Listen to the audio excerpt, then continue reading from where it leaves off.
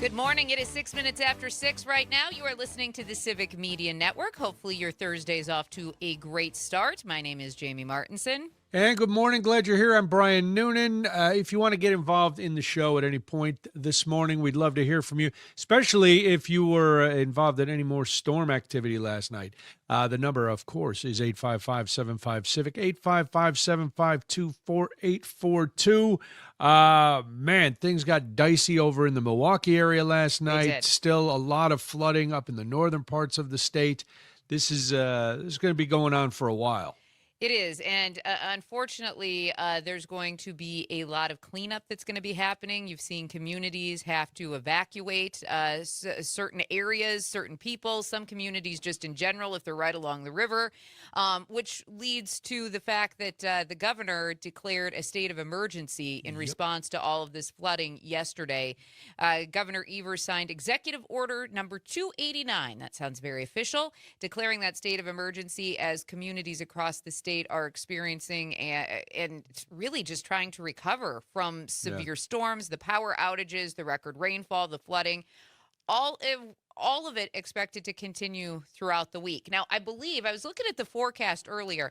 Did I actually see like a little sun icon somewhere on the forecast? I got a little excited. I was like, ooh, it's not a rain cloud with thunder and lightning bolts coming out of Madison this morning, it's supposed to be, it's supposed to be sunny all day, so no rain in the forecast for the Madison area. There is a flood watch, though. Right now. Still a flood watch going on. It's going to be about 68 today. But then here's the good news. Friday and Saturday, so tomorrow and Saturday, more rain in the area. Yeah. Hopefully these clouds, because right now in Madison, it is very cloudy. It looks like it could actually rain again. Hopefully those are on the way out, and then we start seeing some of that sunshine. And I think that's what most communities are hoping for right now. If you're anywhere along the rivers, if you're in Milwaukee, I think at this point you're just hoping for a little bit of sunshine so you get a reprieve, maybe like a couple days to just catch up, perhaps. Well, because at least you can nonstop. Survey the damage. You can see what's happening. And the governor, as you mentioned, with the state of emergency, he's going to keep touring all over the state to see. It's going to be interesting if they have to ask for FEMA's help and money because it's been very slow coming to any state that is not a fully red state. So we're going to see how the government helps us. Wisconsin still hasn't seen money for the flooding in Milwaukee last year, in August of last year. That's been kind of an ongoing battle as far as getting that money, because now the state and the community itself and the county are having to help with those recovery efforts. And we're talking millions of dollars that have been lost in that recovery effort. So hopefully, now here's the thing too, Mark Wayne Mullen, now in charge of DHS, has basically backed off a lot of Kristi Noem's policies on who could get money, how it was dispersed, the amount. And so maybe perhaps that's the good news. We'll keep our fingers crossed that any state, Wisconsin otherwise, gets what they need in these recovery periods. I mean, even in last year in Asheville and all the flooding all over down in everywhere. But she had decided that if it was over $100,000, she had to personally sign off on it, which that's like everything. House. Yeah, that's like one house. Where can you get a house for $100,000? I don't know. I wish if you find it, let me know, because I'll be doing the show from there. It's like one property or half a property. Yeah, I don't know, but $100,000 is a crazy low amount of money when you're talking about the types of destruction that some of these natural disasters actually bring. I believe in Milwaukee County, they're asking for about $26 million to aid in the recovery for homeowners, businesses, the roads, the infrastructure, because there was so much damage last year during that flooding. Well, period. And now seeing all the footage coming out of that area from basically the state line up through Milwaukee and up north toward Port Washington and everything, it is they're going to need a lot more, because things got really, really crazy again last night. And we're going to talk about this later, but who builds a dome stadium that's not waterproof and weatherproof? Don't shake your head at me. But no. yeah, I I'm wasn't looking gonna at defend Parker. anybody. I'm Oh, looking I at wasn't Parker. defending Parker. Oh anybody. no. Parker's good. Parker was ready to jump in. This is not a blast. This has nothing to do with fandom or the No. Oh Brewers no, it's or dumb. anything. What it is if you build a dome, there's a reason you've built a dome. Yeah. And I dig the retractable roof. I think it looks cool. It was the first of its kind. It's only All cool right. though if it actually works when it's closed. Yeah, but here's the thing. And we'll talk about that. We might talk about this more later, maybe not. But it wasn't designed to be waterproof or whether I'm like, No. Then what's the point? Yeah. To be fair, I think it stop. takes this much rain for it to be a problem. I to be don't fair. care. It did it. It's done it before. This wasn't the first time. It's leaked in the past. It's been plagued with leaking. We were at a game last year, and it was a light rain. And if you were in certain areas of the stadium, you might as well have been outside. Really? Because Wow, I didn't know it like was that. leaking on people, and I was like, Parker, there was a how is puddle that? in center field on the warning track last night. I saw it. I know It was- that, but it there- was like it was- torrential people were- downpour people- at least. Sure, but you know where else has torrential downpour? Lucas Oil Field, most other domed stadiums. Where the rain doesn't come in. You've never been to Fiserv Forum during a Bucks game and went, "Oh, it's leaking on me." Have you? No, you've never been. With Kohl Center, we were in there for a beautiful hockey game. Didn't rain on us there. The roof built to It do would what have been roofs snow, do. to be fair. It would have been snow. The elements didn't get in is the point, smarty pants. And you can try to be a homer all you want. And again, this is not a blast on the Brewers. It's just a design make a lot flaw of that sense. somebody should have brought up at the beginning. Why am I the only person in the world with common sense? Why am I the only one who looks at it and goes, "Hey, this is really cool. We're gonna be able to close it to keep rain and stuff out right"? Well, yes and no. You'll be able to close it. It's just The not gonna rain keep is anything iffy. out. Yeah, it might. It probably will. It might. Unless One it thing. really rains. Mostly. But then if it really rains, it's not. Let me Bring your jump in. umbrella. I Oh, just here want to comes say. another apologist. I just want to boy. say Let's Frank it. the Bears' new stadium in Hammond, Indiana, will be weatherproof. Okay, Good. Thank you, Frank. you're welcome. That doesn't. I don't know if Frank was trying to stir the pot. I'm like, good, okay, fine. I don't have to sit out in sub-zero temperatures to watch a game anymore. I'm in. Am I just like that- spoiled? Yes. I just like that Frank put Bears in Hammond, Indiana, as a Packers fan. That's all I'm going to say. But we'll digress from that comment. It's as what's funny is even though it's in another state, it's closer than the other locations that are being proposed to the city. Yeah. So if you're looking from Chicago as the For epicenter, you, for a lot of people, Frank, everybody doesn't live on the north side. see, Northsiders and Southsiders are going to hate each other even more. Well, there's reasons, and I've lived on both, so I have a unique perspective. Ooh. But your stadium will probably be waterproof. So Well- you automatically win. We win. Yeah. I don't know. I just couldn't believe it. It And, was like that yeah. would have been the thing. And right in all the stories I'm reading, it says it was not designed to keep out rain. And what are we doing? What is the point? Why don't you just put a colander over the top or one of those shade screens like they do out at a picnic? And yeah, the rain will come through, but oh, it's shady. I don't care. I'm still wet. But it's not shady. No. Because there's a lot of windows Well, in the there. dome- It's like a is- magnifying glass. It is. When it's closed, it's still not shady in there, and it doesn't actually get you anything. And obviously now you can be wet when it's closed too. So it doesn't really matter. Oh my God! And then imagine trying to leave because Oh. Brewer Boulevard was all flooded. So There were- everybody there were- everybody had to try to leave to the north. They could not even live. It was like, and that's not the Brewers' fault. It's an engineering No, fault when you build a road that dips so much that It was very dramatic watching the footage come out of Milwaukee last night in the middle of that flooding because there were water rescues. They had to do water rescues last night. People were stranded. Jamie, can I please?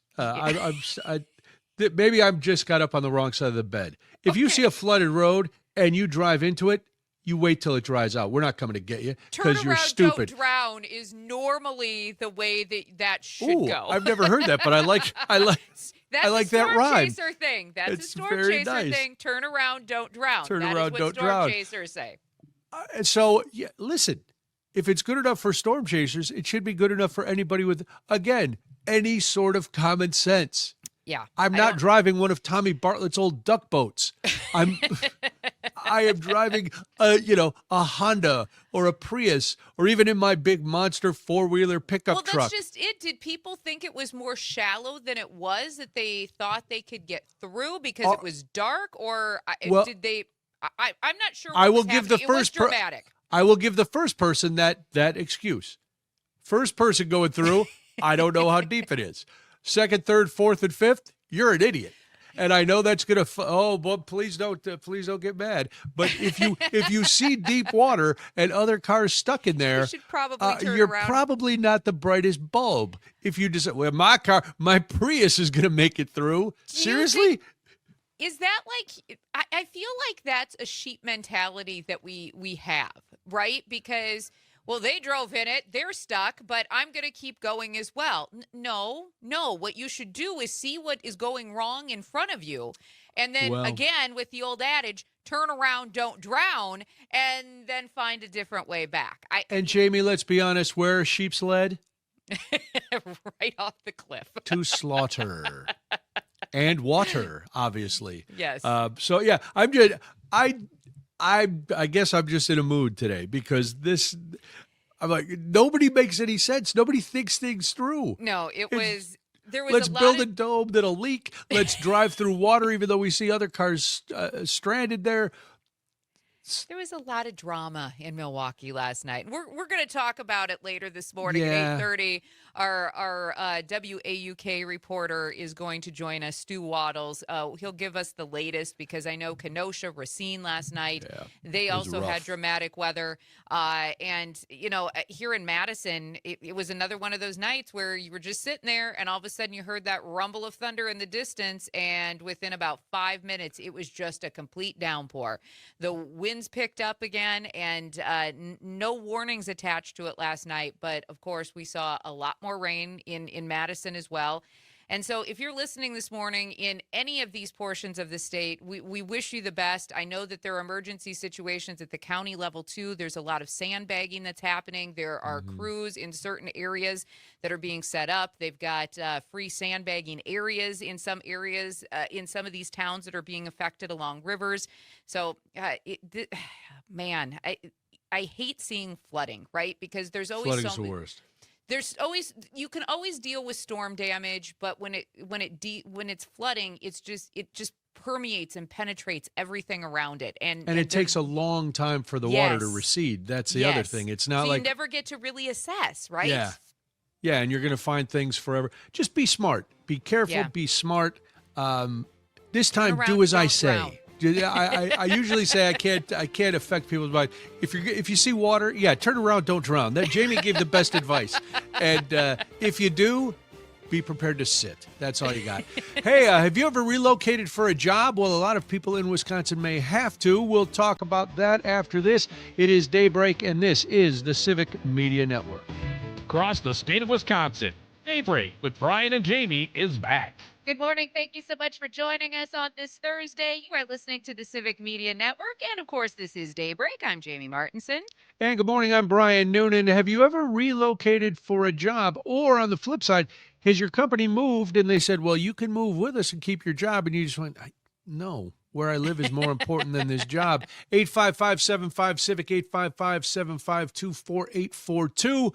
I'm asking this because, the administration has been cutting a lot of benefits and money for national parks and the Forest Service because the outdoors are just one big oil field, and we don't need national parks and things. A union leader representing federal Forest Service employees in Wisconsin says workers may have to move because of the Trump administration's plan to shutter regional offices. The Forest Service announced that the agency is moving its headquarters to Salt Lake City and closing 9 regional offices, including the one in Milwaukee. Administrative and technical support people in those offices are going to shift to shift operational service centers, one of which is going to be located here in Madison. The overhaul will also include 15 state directors to oversee operations in one or more states.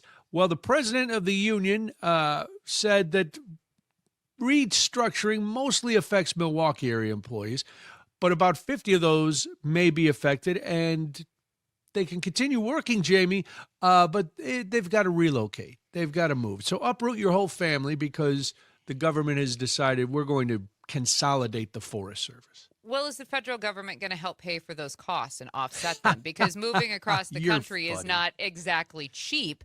I mean, that's the question I guess I would have in all of this. And here's the thing. We have already lost so many federal workers in this state, about 2,400 total. And so now we're potentially adding more onto that, seeing more closures of our federal offices. So I think that's also a bigger conversation in all of this. But at the same time, asking people to uproot just so they can keep their jobs with absolutely no sort of support to do so that's a bold move, and one that I would not expect from this particular government. I mean, these are the types of things that they do. They make situations impossibly hard for people all the time. But I mean, we've had to relocate for jobs all the time, and we have an economy right now that jobs aren't really plentiful, right? Jobs aren't the other plentiful. Thing I think about. Rents are expensive. Housing is expensive. Also, if you have a family and you've lived in an area for a while, now you've got to look at schools and kids and everything else. And I know it sounds like, oh, boo-hoo, people have to move. They still have a job.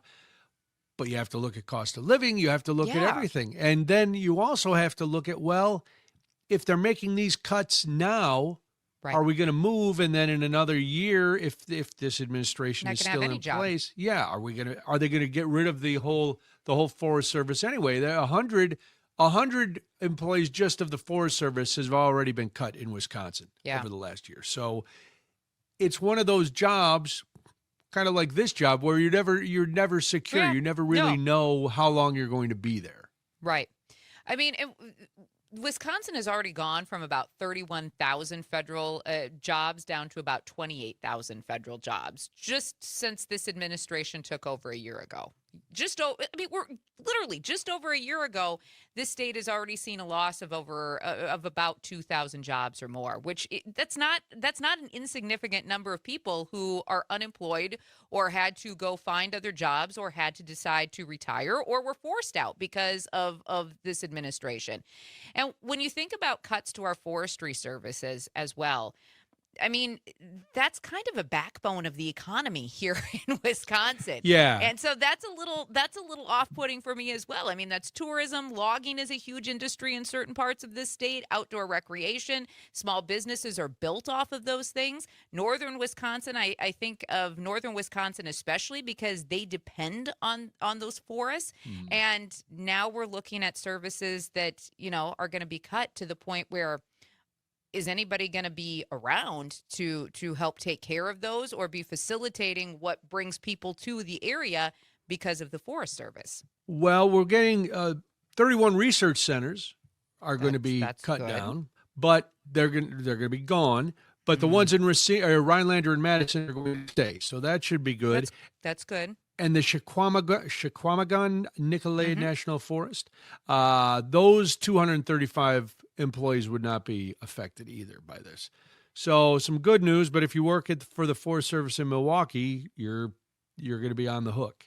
And this is a pattern that we've seen over and over from this administration, and they continually ask people to make very hard decisions in the name of doing what benefits essentially their donors and their pocketbooks, right? Because these big companies, do you want to eat or do you want to take your medicine? Right. And these companies, the companies that donate to this Republican Party, let's be honest about what's happening.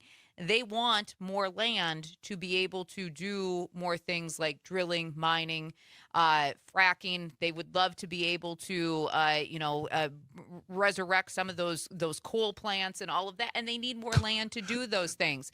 Coal is never coming back. No, it's he not. keeps talking about coal I know. miners, and coal is But he not keeps- coming back. But he keeps placating to the people who own those facilities who continue to donate to him. And you're right, it's not. Drill, because baby, drill. A lot of places have gone to a cleaner energy source. It's not coming back what they donate. And then this administration continues to placate to those donors, which is why you're starting to see some of the things like our forestry, our outdoor services being affected by this federal government. I mean, they want to allow hunting on national forest lands. Well, animals are messy. What do you want animals roaming around? They just come in there, eat your food. Bears are going to take your groceries. I've seen them take picnic baskets. I'm not. I don't need bears and things. We got to just hunt them all, clean it out. Only white men should be allowed on the planet. All right. Do you support banning members of Congress from trading stocks? Why? Why not? Let us know. 855-75-CIVIC. Local guy still making a ton of money with those Big stocks. surprise. Not a Speaking of surprise money. at all. Oh. Well, it's Daybreak. I'm Brian. She's Jamie. And this is the Civic Media Network. Want to join in on the conversation? Call or text 855-75-CIVIC. Now back to Brian and Jamie. Thank you so much for joining us this morning. We always appreciate it. It's 6:35 right now. You are listening to the Civic Media Network. And if you happen to be in Wausau, listening on WXCO, or in Eau Claire on 93.5 The Tap, or in La Crosse on WLCX, we are glad that you decided to join us this morning. I am Jamie Martinson. And good morning. I'm Brian Noonan. Do you support banning members of Congress from trading stocks? Why? Why not? That's what we're wondering. 855-75-CIVIC, 855-752-4842. We talk about this all the time, and this is not a partisan issue because you've got people on both sides of the aisle who seem to be making a lot of money. And I think it would also, we heard it that Pete Hegseth's broker bought a lot of military stocks right before the war started, and we've somehow other people are making a lot of money on trades and bets that seem to have inside information. And this is a problem that has been going on for a while, and it's been debated for a while. Well, a 2023 University of Maryland study surveyed about 3,000 registered voters. It showed that most Americans support banning members of Congress and their families from trading stocks in individual companies. So the claim is, and the worry is, as I've kind of mentioned, that lawmakers are privy to information that the general public may not have. Like, hey, we're starting a war in about 27 minutes, so why don't you buy up all the military stock you can? Now, I'm not casting aspersions at one side or another, but of course I am. But yeah, so that's happening. And listen, I know there's Republicans who go, what about Nancy Pelosi making all this? Yes, she's included too. Yes. She's a member of Congress. I would say no, you don't get to do this. And no, you don't get to use third parties. You don't get to profit from any sort of stock move while you are in office. That should be it. That should be it. The Stock Act, a federal law passed in 2012, requires members of Congress to disclose their trades within about 30 days of the purchase or the sale of stock. But the penalty for filing a disclosure late is $200. So if I've made, I don't know, let's say a couple $1 million on a stock trade, I'm going to report it whenever, and I'm just going to peel off the $200, set that on fire, and then send you another $200.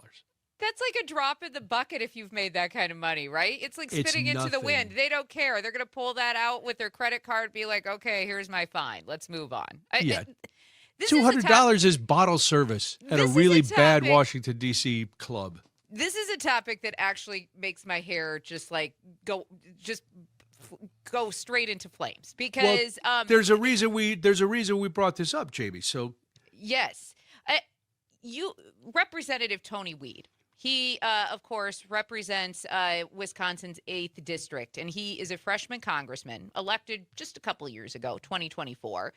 He's actually no stranger, Brian, to stock trading. In fact, the Republican represents the northeastern portion of the state, and his investment activity consistently outpaces Wisconsin's other congressional representatives. Wow. No other representatives, in fact, among Wisconsin's U.S. House members. So we're talking All Pocan, right. Gwen Moore, Fitzgerald, Derek Van Orden, Glenn Grothman, Brian Stile, and Tom Tiffany have filed periodic transaction reports in the last year. But you've got Tony Weed. He's a businessman from De Pere. He was elected to his seat by a wide margin a couple of years ago. He formerly owned a gas station chain in the Green Bay area, and he has said publicly that he plans to seek re-election.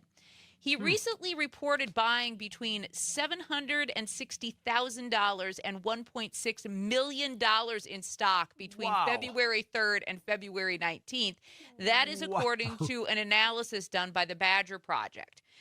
Now, and this is all is public information, by the way, which is why you can find all of this out for yourself. The disclosure laws only require that members report ranges. They don't have to even give you exact values. So members of Congress are periodically required to file reports with the clerk of the House about 45 days after they, their spouse, or their dependent children buy or sell some sort of financial asset worth more than $1,000. Weed's most recent report, filed in March, is 5 pages long. Wow. And lists 25 separate transactions. His largest single transaction was a purchase of between $500,000 and $1 million in U.S. Treasury bills, which is a low-risk, low-reward investment. That's also quite a range, Jamie. That is, I love that. I love that they only have to give a range. The difference between 500,000 and $1 million, Parker, you're a young man with a quick mind. Correct my math. That's about $500,000, give or take. I do believe you're spot on there, Brian. Thank you. That is, math not my strong suit. It's amazing that. This is appalling, actually, and you should be. This is why my hair is on fire over this Yes. subject. Why is your hair on fire? Because the rest of us are not in the same rooms. We are not given the same information.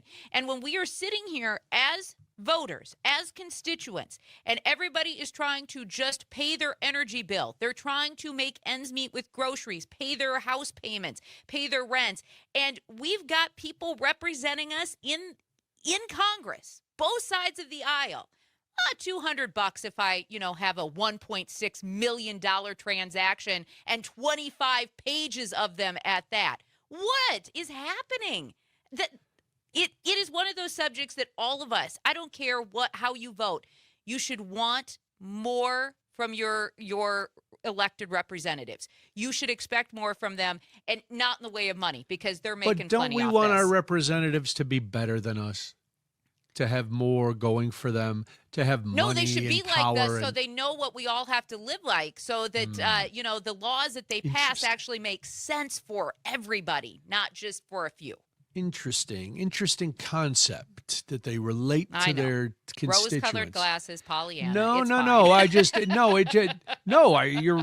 There's nothing. No, you're not hoping for something else. You're just, it is nuts to look at this and go, one, I get it. You're rich. You were rich to begin with your chain of gas stations. Right. Good for you for being a businessman and making all this money. There comes a point where, though, even if you're not doing anything wrong, even if let's say everything is above board, and I'm not just talking about weed. I'm talking about everybody in Congress. Let's just say your broker is making moves. Talk about Pollyanna. And everything's above board. You're not using any of the crucial information that you have access to that the rest of the world does not know. For example, most of us didn't know we were going to start a war because there was no reason to start a war, so we didn't know. Now, I'm going to allege, and I'm going to go out on a limb, and I'm going to say that Pete Hegseth did use classified personal information to make these stock purchases an hour or so before the war started. Nobody's that lucky. We saw this during COVID. right? This was a thing that was happening during COVID too. If you want to go back, because I know this current That was president, 2020, Jamie. I don't this like to think current that far back. administration likes to go back to 2020 all the All time. right. So I am too. So we saw this during COVID when Congress was making trillion-dollar decisions. There were dozens of lawmakers, both parties. We'll point that out again, that had invested in companies tied directly to the pandemic response. So we're talking about companies like Johnson & Johnson, Pfizer, and even Moderna. At least 13 senators and 35 House members held shares in Johnson & Johnson. At least 11 senators and 34 House members had stock in Pfizer, and some even had Moderna. So at the same time, Congress was passing nearly $6 trillion in relief bills and billions more for vaccine development. Even if every single one of those trades was technically legal, obviously there's a problem. You also had Congress members all of a sudden putting money into face masks and ventilators and those full suits that they would have to wear in the hospitals. Jamie, do we know if they were never interested in those kind of things before? Maybe those were sound investments in 2018 and they just hadn't gotten around to them yet. Why would they be able to just make these decisions? I'm going to go out on a limb and say because they were in the room and knew the information and they were able to then go back and make these choices to invest. And if you or I did that, right, and we use that sort of information from our jobs to make money, we're either going to be fired, maybe even worse, because in some cases that could look a little bit like light insider trading. And so, but we're $200 fine for our elected representatives to take that information and do exactly what you and I would be fired for doing. Well, we wouldn't only just be fired, go to jail, probably. Too. You, me, Martha Stewart, everybody. We're all going to jail. Now, I noticed you ran down a list of Wisconsin legislators who did not make as much as weed. You left one name off that list. Oh, yes. Let's Our go man there. Rojo. You did not mention Ron Johnson. Where talking does about Rojo. because now weed last year they did a thing. His disclosure somewhere again the range between 6 and 13 million. Another giant range. But okay, that's all they had to do. I might make 6 million. I might make 13 million. I might make $1 billion. Who knows? Oh, but this is so good because Ron Johnson, who has millions in commercial real estate and stocks, is the only member of Wisconsin's delegation in Washington to actually top weed. Johnson reported assets ranging, are you ready for this number? Yes. If you've got coffee in your mouth, folks, quick swallow. $17 million to $81 million in 2025 alone. All right, I'm going to say this. If I'm a person who makes 81 million, I laugh at somebody making 17 million. That's not a range that you get to put together. Oh, I'm a millionaire too. What was 17? Talk to me when you have 81. Where are you, Ronnie? What are these ranges? I don't understand these ranges. At least have them incremental by tens of millions of dollars, like 1 to 10, 10 to 20, whatever. Or at least make it so blatantly obvious. I could make 17 million. I could have made 300 billion. Yeah. That's the range. I made somewhere between there. Actually, I made 17 million and one, but the range, I like to put the range in there so people are already thinking, wow, he has 300 billion? That's crazy. We've got some people chiming in over on our YouTube chat this morning. Alicia for Wisconsin says that she 100% supports banning anyone who makes policy and laws from buying and trading stock. Also goes on to say that she would like to point out that Weed's predecessor, Gallagher, didn't, from what she's checked out, didn't do this kind of trading while in Congress. So we appreciate those comments. If you want to chime in this morning, 1-855-752-4842, 1-855-75-CIVIC. Now, in fairness, Jamie, we should say this again was from the Badger Project analysis, yes, it was. and Weed's staff sent an email to the Badger Project in January, and they said that the congressman's trades are solely managed by an independent financial advisor, and that weed complies with all ethics laws and guidelines. Anybody who uses a financial advisor, they're independent, unless you're doing the. So But he that has doesn't no mean say? you don't I communicate with was your just gonna financial say, advisor. He has no say, and so he's not calling and be like, hey, I just got out of this meeting, and you'll never guess what I. That's happening. That's happening on both sides of the aisle, by the Or way. you just, hey, have we ever thought of getting into, I don't know, missile guidance systems? You should I go just check feel, that out I for feel me. it. I got Hint, yeah. hint, hint, hint, Yeah, kind of go- thing. Wink, look wink. into that. See what's going on. Masks might make a comeback, not just for Halloween. A lot of hospitals use them. Maybe that's the way You should we. go check out those medical grade ones. Again, Yeah. nudge, nudge kind of thing. At the end of the day, as voters, we have the right to know if the decisions being made by our representatives, like Tony Weed, like Ron Johnson, are being made for the public good or for their personal portfolio. Because we don't get those choices as voters. Yeah, and I don't get to tell the IRS I made a range. Yesterday, wanna my know tax to the return penny. had it down to the penny. Exactly right. Boy, conservative groups are up in arms again for something they should just mind their own business about. We'll talk about it after this on the Civic Media Network. Now back to more of Daybreak with Brian and Jamie. 6:52 right now. We hope you are having a great morning. Hopefully the weather in your area is sunny today and areas can start drying out because, boy, oh boy, it's been wet. And we're going to talk more about that throughout the morning and talk about the flooding and weather situation throughout the state. This is Daybreak on the Civic Media Network. I'm Jamie Martinson. And I'm Brian Noonan. And if you want to share how things are where you're at, if you got floods, if you escaped the storms and you were fortunate, whatever's going on in your area, you can always touch base with us, 855-75-CIVIC, 855-752-4842. Two conservative groups have once again decided that they need to villainize a group of citizenry, especially children that are in the LGBTQ plus community. Now, you may recall last week there was a Supreme Court decision that upheld conversion therapy in Colorado because of a free speech decision by the Supreme Court. Saying if you're not familiar with conversion therapy, it's basically you take a kid who identifies in the LGBTQ community and you, quote unquote, have talk therapy with them to convince them that they are not gay, they are not trans, they're not bi, whatever, however they're identifying, whatever they're feeling, whoever they are, you're trying to convince them otherwise. Well, so that passed in Colorado. Now these conservative groups here in Wisconsin are like, hey, wait a minute. We're going to take legal action against a state administrative rule that prohibits so-called conversion therapy for LGBTQ children here if the rule is not repealed following that Supreme Court decision last month, striking down the Colorado law.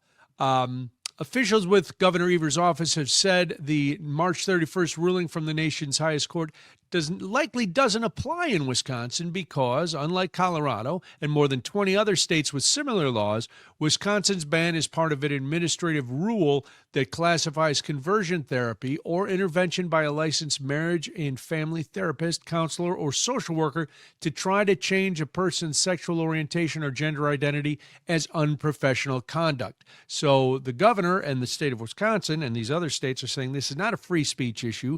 This is a professional medical issue, and so too bad. Well, Wisconsin Family Action and Wisconsin Institute for Law and Liberty have called for the rule to be rescinded. And Jamie, we're all familiar with Wisconsin Law and Liberty. Yeah. They're actually suing La Crosse right now over the city's Yes. ordinance that bars conversion therapy. The case has been pending before the U.S. District Court for the Western District of Wisconsin for more than 3 years. And to be clear, the Supreme Court sided with the Christian counselor in an 8-1 order. So even the liberal-leaning justices thought that free speech had been that free speech had been affected in this particular case, and I think the law raises the question of free speech concerns, and the judges at that point in time agreed and sent it back to the lower courts to decide if it meets any sort of legal standard that few laws pass. I do find it interesting, though, when we talk about these types of cases and these types of groups, that they're conservative groups who are pushing to overturn this ban, saying that it violates free speech. Free speech obviously matters. It's the first Constitution, first part of the Constitution, First Amendment, I should say, of the Constitution. There we go. Words will come to me. But these groups are arguing for free speech while going to court to remove protections that prevent harm to minors. And to me, that's when it starts getting a little hypocritical, right? Because at the same time that these groups in the Supreme Court are saying, oh, these laws ban talk therapy, it violates the First Amendment, they're also stepping into someone else's life, especially the private life of a young person, and saying, we should be allowed to change who you are. That's not just speech at that point. That's a complete intervention of the whole person. And that's completely trying to change somebody's mind. And it just seems hypocritical to scream about free speech while you're essentially not allowing someone to have their voice. And it's appalling to me. It's gross to me. And I hate that we even have to talk about cases like this and groups like this who. Yeah, but we have to, so the people know it's out there, because who want the people who want to control us the most are the ones who, as you said, are all for smaller government. We don't want to be involved. Government should be hands off. And yet when it comes to people's gender or their sex life or anything else, or women's bodies, they have to be involved. And you don't have to understand what an LGBTQ plus child or young adult or a grown adult is going through. You don't have to understand that, but you don't have to also get involved and try to stop them from being who they are. It's not up to you. It's not your business. And it's not. We have rules in place to prevent these kind of things, because if you look back historically, these kind of conversion camps are very, very dangerous. They led to suicides. They led to deaths. They led to all kinds of things, because being gay or being anywhere in that group is not a choice. And oh, what are you, crazy liberal? No, I'm just an empathetic guy who has gay friends. And trust me, I'm guessing most people would not choose a life that is, it's much easier now than it used to be. Sure. But it's still not, well, look, we have to talk about this story. So it's still not it's completely, not great yet. It's not great. No. Who would choose a harder path if it's not who they really are? I mean, and as you rightly point out, this is a bigger pattern that we're starting to see, because these groups are literally trying to push their values through the courts and saying that their interpretation of rights should override any sort of protection that's put in place for others. Free speech is one thing, but when you're using that argument to literally justify practices that can cause harm, as you rightly point out, Brian, especially to kids, that's where we have to look deeper into the conversation and about what's happening and how we're starting to see things change in a drastic, dangerous direction. Well, for a party and a group that says the Pope should stay in his lane, maybe they should take their own take their own advice. All right, after the news, we'll have some headlines, we'll have some stuff you need to know, and a whole lot more here on Daybreak. I'm Brian Noonan. It's 6:59 on the Civic Media Network. Wisconsin wakes up here. Back to Daybreak with Brian and Jamie. Good morning, and thank you so much for joining us today on the Civic Media Network. Some sunshine for a change in downtown Madison. Hopefully you're seeing some sunshine where you're at, too, as we try to dry things out from all of this week's past weather. We'll get into more of that throughout the morning, give you a little update on what we can expect. And then, of course, we'll talk to our own Stu Waddles, who is the reporter from WAUK, to tell us the latest in the Milwaukee area. That's coming up at 8:30 this morning. But in the meantime, Brian, we've got some headlines that we have to cover this morning. Yep, we have some things happening overseas as usual right now. Pete Hegseth and General Dan Cain, Dean Cain, Superman is giving it. Yes, no. Pete Hegseth and General Dan Cain are giving a briefing, the first one since we've instituted our blockade on Iran's ports. So we'll keep an eye on that. But in other war news, Pakistan's army chief met Wednesday in Tehran with Iran's foreign minister in the latest diplomatic move to ease tensions in the Middle East and arrange a second round of negotiations between the United States and Iran after almost 7 weeks of war. I will mention this morning, too, before I get into this next headline, there is, as you mentioned, that press briefing. Pete Hegseth this morning warning Iran, "We're watching you." It's almost like there's the Rockwell song from the 1980s. Somebody's watching you. Yeah. Big At brother. At any rate, the U.S. Treasury Secretary Scott Bessent warned yesterday that the U.S. is preparing to ramp up economic pain on Iran by levying secondary sanctions on financial institutions that do business with the Middle Eastern nation. Bessent called the measure the financial equivalent of a bombing campaign. Wow. Doesn't feel like the rhetoric is tampering down in any sort No, of way. it doesn't sound ceasefire-y at all. It sounds like continual fiery. The Israeli military killed 4 Lebanese rescue workers and wounded 6 others in 3 consecutive targeted strikes yesterday, paramedic groups said, a stark illustration of the human cost of the Israeli military campaign against Hezbollah in southern Lebanon, a day after the 2 countries held historic talks in Washington. So I'm confused. Maybe I'm not a diplomat, so I'll probably be sent over to negotiate because that seems to be the criteria for our diplomats.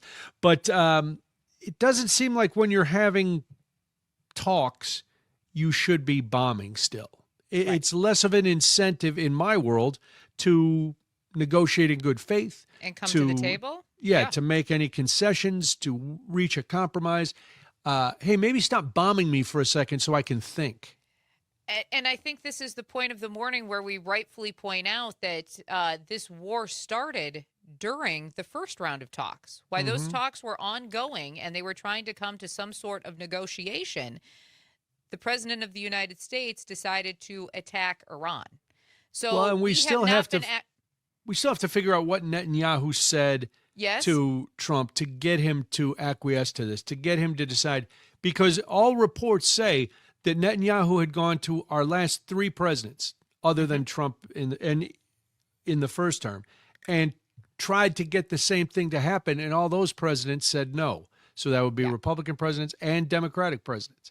All said no. So what did he say? What did he have? So, we don't know why Trump gave in, but that's the key to all of this. No, it is the key to all of this, and we're never probably going to get those answers. And again, I understand the state of what Iran's government is like, what their regime is, and how they've acted and treated their own citizens for years, and the threat that they have imposed in certain parts of our history. There was no imminent threat, though, in this particular case, and at the same time, the United States did not act in good faith by being at the negotiating table and then going into the United States and bombing this country. And I'm never going to hold favor towards Iran based on how they've operated over the years, but we did not also operate in good faith in that moment, no matter what Netanyahu said to the president of the United States. I'm going to jump in because I'm watching what Whiskey Pete is saying. He has gone back to lambasting the press, and it is the press's fault because the press seems like they don't know whose side they're on, and they are being unpatriotic. And then he brought in Jesus again. I see this, and saying that only, the press only celebrates the downfall and the problems with Trump, whereas Jesus went into the synagogue and took the gnarled hand of the beggar. And I don't understand it. I don't understand why we have to tie in religion to the war. Right. We're not supposed to be a theocracy. Right. We are not supposed to have it, but this is part of the white Christian nationalist movement. And we have somebody, and we're going to get, just hang on. We'll talk more about Whiskey Pete once we get into S You Need to Know.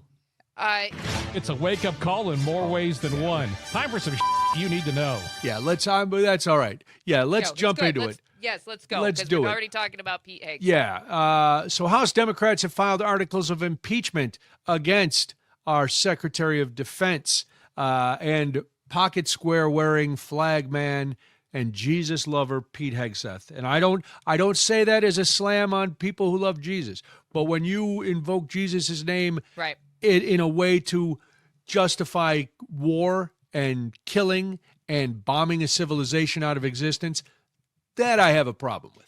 But that's me. This isn't a religious war. It's not supposed to be. Exactly. So here's the story. Axios was the first to report this, but House Democrats unveiled articles of impeachment against Defense Secretary Pete Hegseth yesterday, making serious allegations about his handling not only of the war in Iran, but his leadership more broadly. The resolution was led by Representative Yasmin Ansari of Arizona. It lists 6 impeachment articles. Among them, unauthorized war against Iran and reckless endangerment of U.S. service members, violations of the law of armed conflict and targeting of civilians, negligence and reckless handling of sensitive military information, obstruction of congressional oversight, abuse of power, and politicalization of the armed forces, conduct bringing disrepute upon the U.S. and its armed forces. Now, everybody knows, okay, it's probably not going to go too far this year since the Republicans still have a majority, but the Democratic sponsors could, if things change after the midterms and the swearing in of a new Congress, pick these up. Again, it was a 7-page impeachment resolution. It claims Hegseth engaged in high crimes and misdemeanors, the constitutional basis for impeachment. It says he has, quote, demonstrated a willful disregard for the Constitution, abused the powers of his office, and acted in a manner grossly incompatible with the rule of law. That's serious business right there. The resolution also accuses Hegseth of failing to prevent the use of military force, quote, in a manner inconsistent with the law of armed conflict, pointing to civilian casualties, including the February 28th bombing of a girls' school in Iran that killed 168 people. This isn't just about removing him from office. The Democrats are asking for accountability. And that's literally what they're asking for. And it's about putting serious allegations on the record and forcing everybody to acknowledge what this country actually needs and what our priorities are and what the priorities of the Department of Defense have been. And I mean, you're right. It's rightfully not going to go anywhere right now. We know this. But it's on the table. Yes. And November is not that. It seems like November is really far away. November's not that far away. And if the trends continue, and this is just prognostication, if the trends continue, it looks like the Democrats will take over the majority. Yes. And then all bets are off for these guys. And I don't and I want to go back for a minute if I can.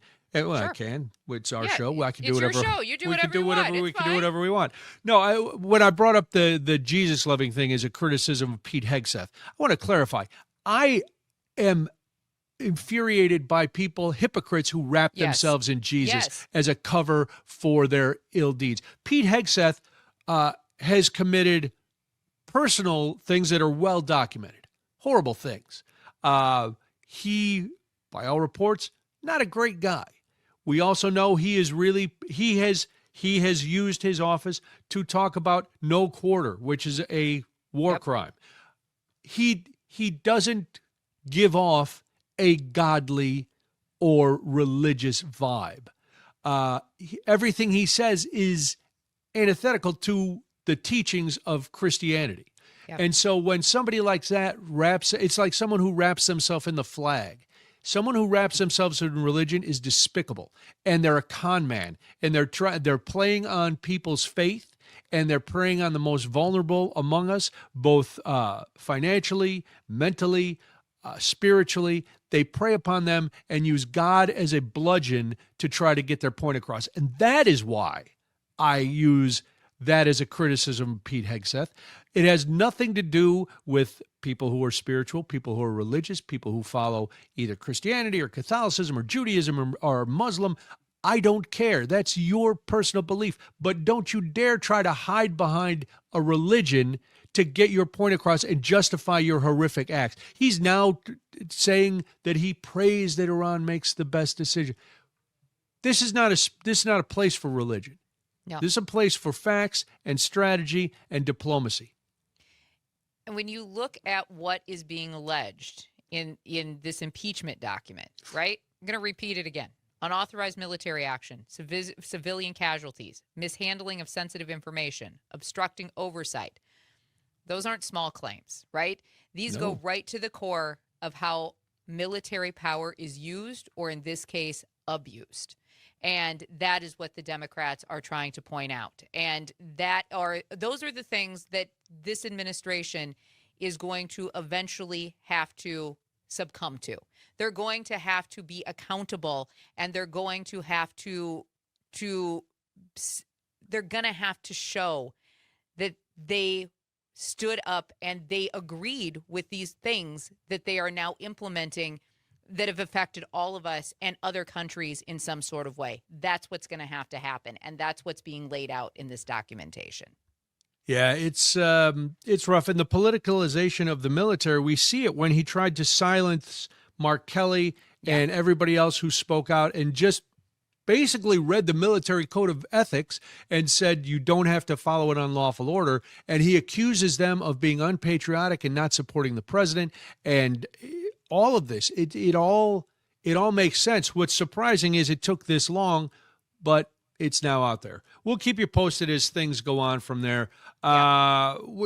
Dick is on the line, but we're going to finish headlines. But he's saying that Hegseth is guilty of war crimes, and so is Netanyahu. I can't disagree with you, Dick, and we appreciate the call. Sorry we can't get to it right now, but we do appreciate it. We have some other stuff we need to know, Jamie. We do. In case you're one of those people who's been paying attention to ticket prices, because sometimes you like to not talk about politics and go do something fun.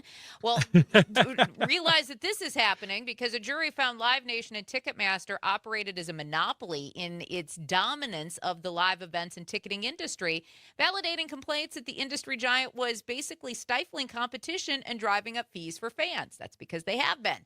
The verdict was reached following a lengthy trial in New York federal court that included testimony from top executives in the music and entertainment industries. Jurors started deliberating on Friday. Now, you're not going to see ticket prices or fees tacked on to your bills drop anytime soon because there's going to be a second trial. Oh, all right. Well, to decide what remedies are going to be warranted in this particular case. So in the meantime, go buy your tickets to all those summer concerts, and you're still going to have to pay all of the fees tacked on, unfortunately. All right, we're gonna let a little steam off with Swiper Stay. That's coming up next. I'm Brian Noonan. This is Daybreak. It's 7:19. I'm Jamie Martinson. It's the Civic Media Network. Let's break out of the bubble and see what's happening out there in pop culture. It's Swipe or Stay on Daybreak. 7:22 right now. Thank you for joining us this morning. It is time for Swipe or Stay. This is where we leave the politics behind for a mere 7 minutes, and we dive into pop culture with our senior producer, Frank. How are you today? I'm doing great, much better today. But for there's an asterisk there, Jamie. Uh-oh. There may be one slight politics story, but don't worry, it also involves celebrities. So all right, we like that. Easy. It'll be fine. Anyway, this is Swipe or Stay. I'm going to read some vague pop culture headlines to Brian and Jamie. They're going to have to decide whether to stay and hear more or swipe on to the next one. Producer Parker gets to be the tiebreaker if it comes down to that. Here we go to story number 1. Ice cream founders are fighting back. Ooh. Oh, I would like to hear that. I'm going to stay. Ben Cohen, co-founder of Ben & Jerry's Ice Cream, is officially fighting back. The Free Ben & Jerry's campaign is transforming Free Cone Day into Free the Cone Day. Ben & Jerry's has now become owned by the Magnum Corporation, who is in the process of destroying the heart and the soul of Ben & Jerry's. They're trying to neuter the social mission. Whoa. Neuter the social mission, Wow. trying to destroy the heart and soul. I felt it was better coming from his own words instead of me reading it off the statement. That's pretty powerful for somebody, because usually when you sell your company, and Ben & Jerry's is huge, right? We all love it, right? Come on. Yeah. It's awesome. Usually when you sell that, you go out, you retire, you lay low, you sit on the beach, and whatever happens, right? Sure. Not these Not guys. Ben Cohen. Nope. So he's calling on the public to raise their voice in support of their mission in hopes that someone who cares about social issues like the co-founders do will buy the company. Cohen and Greenfield sold the company to Unilever in 2000, with Greenfield leaving the company in 2025 after accusing Magnum of preventing them from posting on social media in support of Palestinian refugees, the First Amendment rights of student protesters, and a ceasefire in Gaza. That was a cornerstone of Ben and Jerry's, Yeah. was social activism and Yeah. all of that. And it's good. If it's maybe I'll go buy a pint today and just use that as an excuse. Why are you eating a pint of Ben and Jerry's? I'm standing up for liberty. Freeing the cone. Free the cone instead of free cone day. I just hope it goes better than Free Britney. That's all I'm saying. I think everything goes better than Free Okay. Britney. Do we have any favorite Ben and Jerry's flavors here? Oh, Fish my food. gosh. Fish food. Fish food's a popular one. I'm Brian? trying to think. There's not many I don't like. I like the cookie dough one. I like the half and half when they brought out that where you'd get like half cookie dough, half fudge brownie. Mhm. I like that one. Cherry Garcia I liked a lot. I'm All always right, a all sucker right, for Brian. I anything said with choose where- one. There's not, listen, ice cream, you cannot, I love worked at a ice Ben and cream. Jerry's for a very short time when we first moved to California. And it was a great job except for my waistline.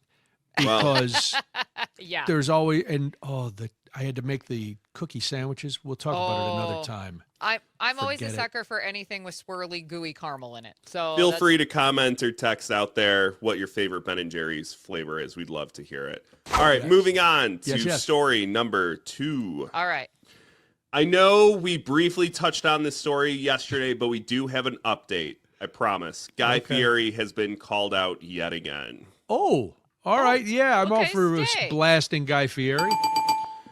So we talked about this yesterday. If you don't know, he was seen dapping up the Tate brothers at a UFC event, and the internet got pissed off. The Tate brothers are under criminal investigation in multiple countries, including the UK, where they face charges of rape and human trafficking as part of a total of 21 alleged offenses. So everybody's up in arms at Guy Fieri. Well, yeah, did they're this. disgusting They're humans. awful people, right? Allegedly. Here's the thing. Guy Fieri walked all of it back saying, I feel awful. I had no idea who these people were. Well, the Tate brothers' lawyer has come out and reached out to TMZ to say that Guy Fieri knew exactly Of course. who the brothers are and Of was course he did. all too happy to catch up with them. Ugh. Until, and I'm Whoa. this is a quote, until the woke mob came after him. Oh, you mean? Oh, never. People who don't like alleged rapists and That's right. human traffickers. Let's just remember Like that Congress? Epstein was alleged too, folks. So Mhm. there's Sure. that. And our president has convictions for sexual assault. So Also alleged. not the These have conviction actually- one. No, There's some there's convictions. been some convictions. There's yes, some but- convictions. All right. Well, Guy Fieri, forget it. As I said yesterday, Yeah. go back to Flavortown. Story 3. Former reality star gets big endorsement in Los Angeles mayoral race. Oh, I know this story. I can't even believe this is a thing. Stay just because it's Wow. so stupid. And Brian? it shouldn't be a thing. Now that Jamie is so worked up about it, I feel like I should stay, but I And like too to. many I- bees That's in my up to body you. this morning. I know. I'm going to swipe. Parker? I want something a little less bee in the bonnet. I'm gonna go Okay. swipe. All right. That's fair. Okay. Thank you. Yeah. Thank Fair- you for fair enough. saving For me you, from yeah. myself. Rock star actress hospitalized while on tour with AC/DC. They still tour? Somebody Yeah. shook Only her one all of them night left? long. I'll stay. Stay. Taylor Momsen, former actress and lead singer of the band The Pretty Reckless, has been hospitalized for a spider bite in Mexico. The Pretty Reckless Is that vocalist. code for something, Frank? Nope, that is a All right. venomous spider. She took to Instagram and shared a photo of her leg where the bite occurred, and it's pretty gnarly. Go look it up. She said, "Hospital today, show tomorrow. Poisonous spiders Wow. are no bueno. Holy But the show buckets. must go on. See you tomorrow, Mexico City." If What you don't, was she an actress in? did you ever see the movie How the Grinch Stole Christmas Yeah. with Jim Carrey? Yeah. Yeah. She's Cindy Lou Who. Really? She is now on tour with AC/DC. Right Wow. on. Okay. She was also in Gossip Girl, one of Brian's favorite shows, and Parker's. Okay, that's it for Swiper Stay today. Thank you, Frank. Always You're a welcome.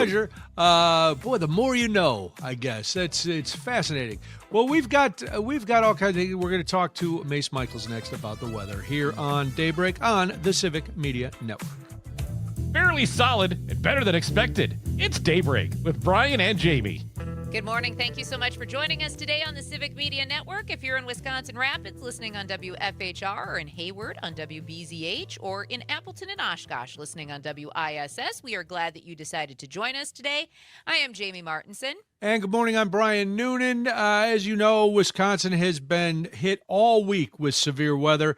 And to help us figure out what's going to come, what we've been through, what the damage has been, Mace Michaels joins us now. He's meteorologist at the Severe Studios Radio Network. Mace, welcome back. Thanks for coming on this morning because, as you know, it's been a rough week for a lot of people in Wisconsin. Before we get into what's been happening, can we look ahead? Is there any reprieve in sight? Yes, pattern shift coming as we look at the end of the week. What you might not like is it's going to bring quite a shot of cold air on the weekend, but yes, we will get a break from what's been happening. There's could be one more round of some stronger storms. That would be on Friday as the sharp front moves through. It wouldn't be a long-lasting thing. It seems like these storms have been going on. We get several hours of them before they finally clear out.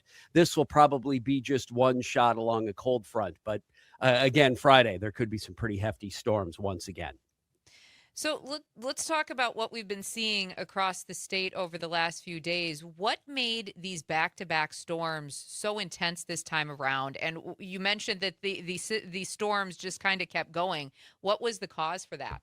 Right. The setup is kind of rare for this time of year where we have multiple lows coming up. So, of course, we had a low on Monday, and then that was followed by a low again last night. And usually there's a little bit of a break in between, especially this time of year as you transition out of winter and into the spring months. You get one big old strong low, the thing moves through. It sometimes takes a while, but then it's gone. In this type of case, we've actually had, of course, multiple systems, and it's still it's almost the summer setup where we've had a front just dangling here. It hasn't moved. So the first low moved up along the front, produced the showers and storms, the severe weather, heavy rainfall. That low moved away. The front is still here. It didn't move much. The second low moved up along it. Same type of situation, just slightly further south. Several areas of showers and thunderstorms, many of them severe once again, since the dynamics of the atmosphere really didn't change overall. The front's still here, and it's still helping to fire off more storms as each low's kind of moved along it. Mace, is it common for these storm systems stretched from Louisiana all the way up to northern Wisconsin? Is that normal? Is that a change that you've been seeing over the last few years, that it's basically taking out a whole swath of the country at one time?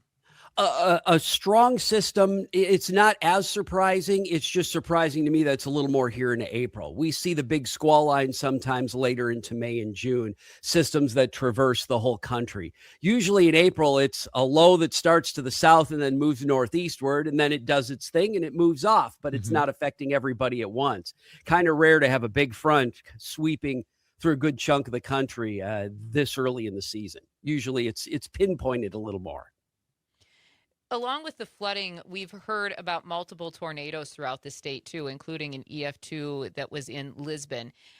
You mentioned how unusual this weather pattern is, but a tornado that was an EF2 in Lisbon, I know how rare that is, but I would love for you to explain exactly how rare that is for folks who don't understand the weather patterns. And I think one was even an EF3 up into, was it Vernon County? Mm-hmm. Yep, Juneau County. That's where a house was leveled by that potential EF3 storm. Right. So that's the type of stuff that, yes, happens in April. We do see it, but the last time I believe there was an EF3 in the state was 5-6 years ago. And it was more typical timing, May, June. April storms, when they get developed, they can be very strong, but it's, again, a rarity. I'll say it once again. It's a rarity that we see EF3s here in June, let alone that EM3s happen that often. Again, 5 years here in Wisconsin. Yes, we see that more often in Texas and Kansas and Oklahoma. They have a lot bigger area, though, especially in Western Texas, for that to happen, and more typical dynamics. So this far north, EF3 in the season, it's a very strong jet stream to do that. We're talking to Mace Michaels, meteorologist for the Severe Studios Radio Network. He's been with us before, and we're happy to have him back again today because it has been nuts. Hey, are we seeing? I know Wisconsin does get, as you said, smaller tornadoes during the summer months normally. Are we seeing the tornado alley kind of shifting? Because it used to be when you heard about tornadoes before, there'd be a few in Illinois and a couple in Wisconsin here and there, but it was mostly, Kansas, Oklahoma, Texas, that area. And now it seems like they're moving more and more again, like the storms, out of that original region. There's been maybe a little bit of a northward lift. Overall, though, it's really hasn't. We've seen season by season. It's probably a better way to put it, that things have kind of wobbled and changed. Probably in the last 10 to 15 years, it's been more what we call the Dixie type thunderstorms. A lot more in the way of tornadoes further south there, especially earlier in the season. Tennessee, Alabama, Mississippi, instead of Texas, Oklahoma, Missouri, Southern Illinois. But yes, for this year, it's shifted a little further north. And when I lived in Michigan, in lower Michigan, we would see April severe weather. So it's not that surprising. It's just not something that we see as often year to year that we've been seeing a little more as of late. It would happen occasionally one year. This is the year we're going to see a little more severe weather, and then it'd be quiet the next 3, 5, 6 years. Correct me if I'm wrong, but you mentioned those Dixie storms. I mean, it's not out of the question with those Dixie Alley tornadoes to even see like an early January outbreak. There's been times when right around New Year's, people doing the storm chasing thing like Corey and I do, we've had chasers dispatch on New Year's Day to get into position for Dixie Alley. So, obviously, it's just something to point out as people, if you are a weather enthusiast and want to watch those things. Is there anything that we can garner? Because I know it's weather. I know Mother Nature is fickle, Mace. Is there anything we can garner from what's to come for this particular weather season based on what Wisconsin has already seen this early in April? Looking at just the way the pattern has been coming out of winter and then here on into April, and there's a couple of pretty good models. At least they give you the trend. There's one model that actually goes out giving weather information month to month that at least I can look at. I'm sure there are others that the National Weather Service and that are in the experimental range with some of the new AI models and things like that they have that go out that far. But there's one that I reliably can take a look at day to day. And the trend and the pattern hasn't changed. You can't rely on it to say 3 weeks that front is going to be there. But it shows you that it's just going to be a very active month, and that is expected to continue on and off systems moving through. Maybe not this intense, but we are just going to be in a very, I don't want to say volatile because that sounds way too damaging, but just a very active jet stream that's going to bring systems through every couple of days instead of a big old high setting up and then a weaker system with gentler rain. This may be just a little more active period we're in right now, at least until sometime into the early part of May. Mace, anytime it rains for a couple days, people are thinking, oh, we're getting so much rain, so much rain. When we look at March and into April now, where are we rainfall-wise? Are we above normal? Are we in good shape now, or are we still, because a lot of the country's under a drought, but Wisconsin seems to be getting a lot of water. Yeah, looking spot to spot, that kind of varies. I have not checked the drought monitor. While we're chatting, I'll pull it up. But I think we've definitely seen improvement. It was, scattered as it always is during the winter months to who sees most. Yeah, the only a little area still in a drought is far northwest Wisconsin and northern Minnesota here across the upper Midwest. Michigan looks good. The rest of Wisconsin good. Most of Iowa pretty good. That'll be great for the crops. You have to head back further in Nebraska and South Dakota where they're still dealing with pretty significant drought conditions. So much better, much better. That's good. That's good to hear. of course. But here in Wisconsin, you mentioned that there's more volatile weather coming throughout the month of April. What happens to our flooded areas? Because we've got roads that have washed out. We have dams that are backing up. What are you seeing as far as your analysis that would tell us exactly how bad this flooding situation is in portions of the state? Yeah, we just need a break. Need a break for a few days of where we're not getting continual rain over saturated soil. And we've got the break today. That'll be nice. But coming back at us again tomorrow will be that front with stronger showers and storms. We quiet down at least through the weekend. It looks like it'll be colder, and maybe even early next week ends up giving us a few more days to dry out. So that would be the hope that everything, obviously, many soils still in northern Wisconsin, you more than likely closer, especially to the Michigan line and Lake Sure. Superior, still probably frozen ground and just are starting to thaw out. So that can cause runoff problems, obviously, as well. So you've got kind of twofold. Up north, they've had flood watches due to that. Here, we've had it just because of so much rain. It looks like we are going to go into a little drier period, though, at least through the first half of next week. Well, that'll be good. So just to kind of recap what you were saying, Mace, and correct me if I'm wrong, please. So we're going to get a little reprieve today, storms again on Friday, and then cooler, but at least dry for the next few days. Right. Friday storms could once again be strong to severe. Then a much cooler weekend. It starts to warm back up early next week, but it stays dry. We stay dry at least through to about Tuesday, Wednesday. I think Wednesday another front will move through and kick up another round of storms. But that looks like the one we're expecting for tomorrow. One shot. It wouldn't last for a longer period. And that's more typical this time of year. One shot and it's gone. Perfect. Well, Mace, thank you very much for joining us again. We appreciate all the information, and we'll keep you on speed dial because it seems like the summer is going to be another roller coaster for weather here. Yeah, until we break this busy pattern, it will be for a while. Yes. Well, thanks a lot. Well, thanks thank a lot. you so much for your time. We appreciate it. We've got Chad commenting over on our Facebook page. I love this comment. The weather is a hellscape, says Chad. Yeah, why should the weather be any different?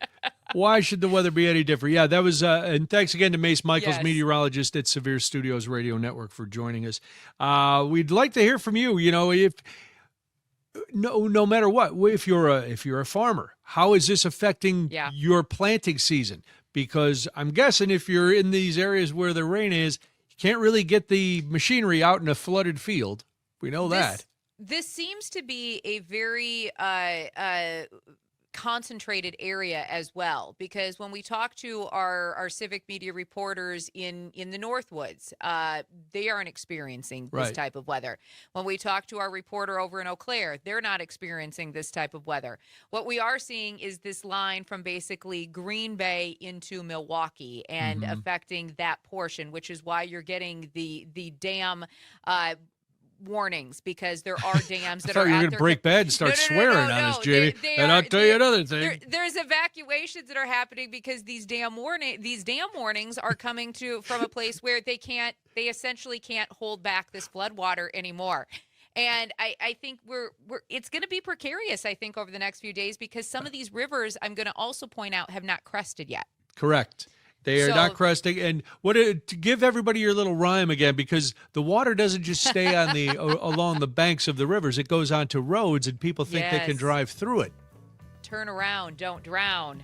That is how you stay safe when you're a storm chaser, by the way.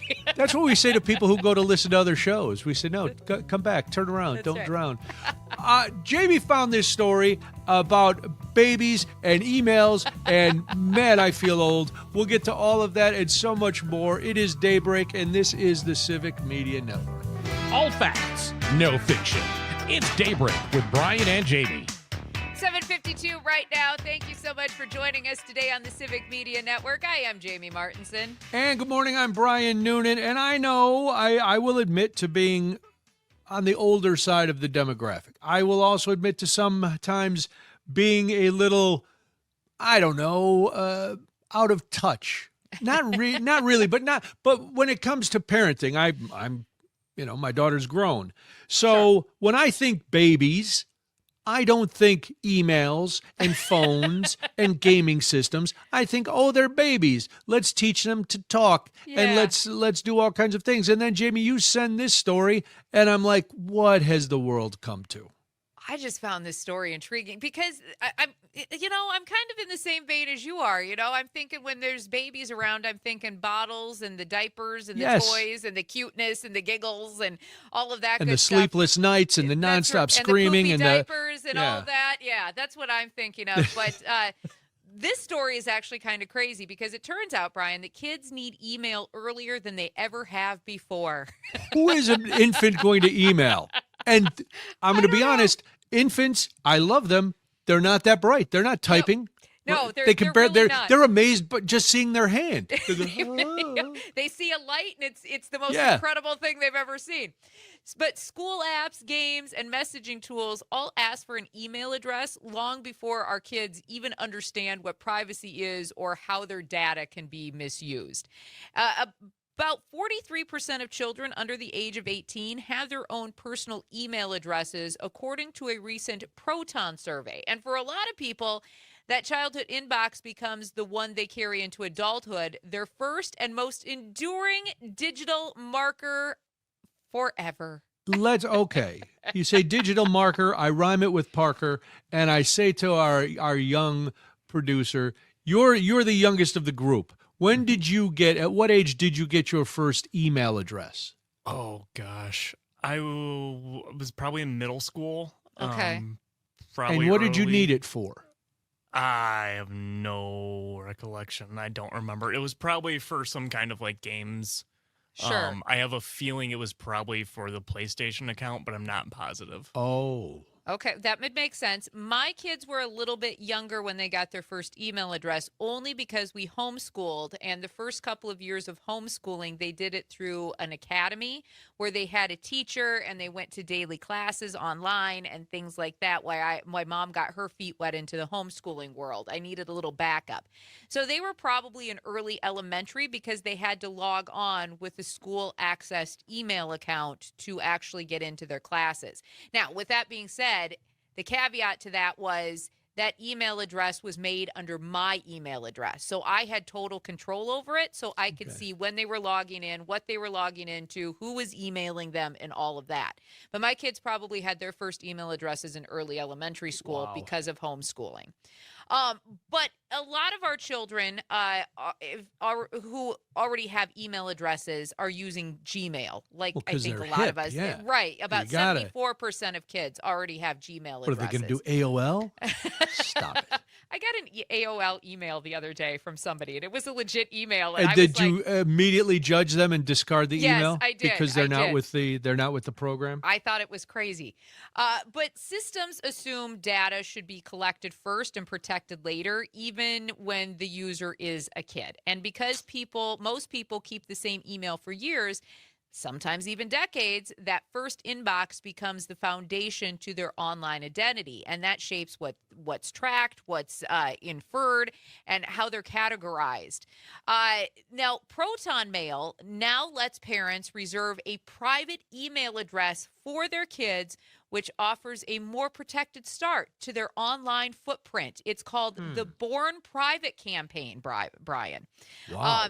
And mainstream email services Okay. routinely insert tracking pixels into messages. They collect the metadata, they analyze behavior, and they use the inbox activity to really refine the advertising systems or train AI models. You know how when you're having a conversation Yeah. about needing some new Oh. underwear, and all of a sudden your algorithm picks up, and all you get is underwear ads? Yes, and it That's why. terrifies me every time.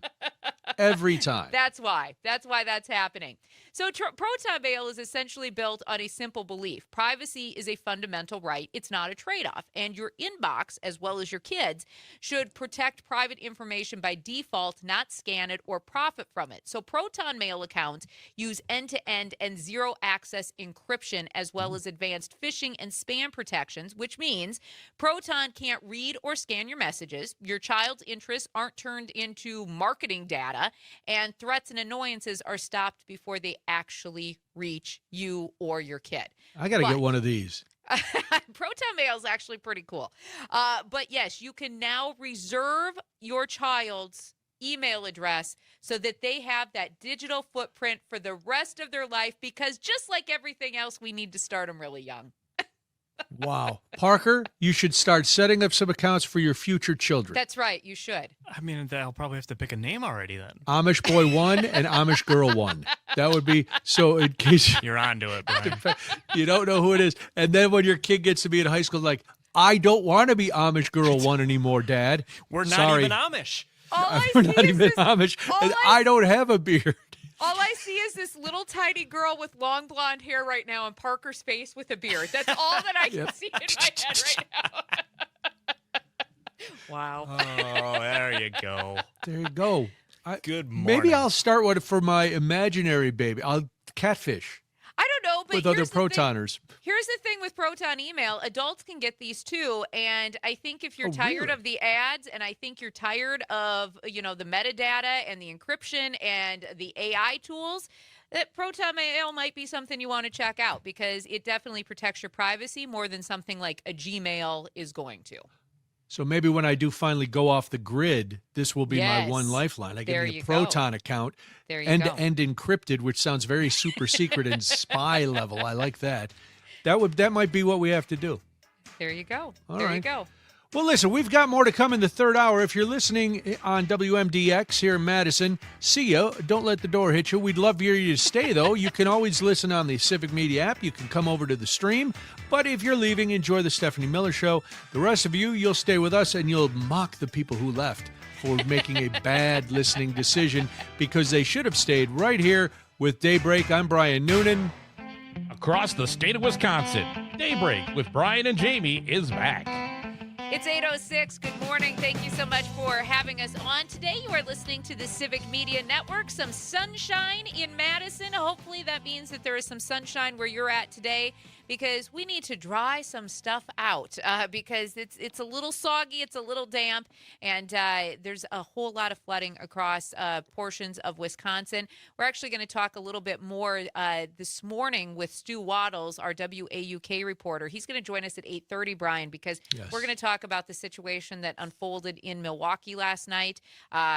Obviously, when the Brewers game ended, there was a lot of flooding. There were people who were stranded. There were rescues that had to happen. So we're going to get the latest from Stu later this morning.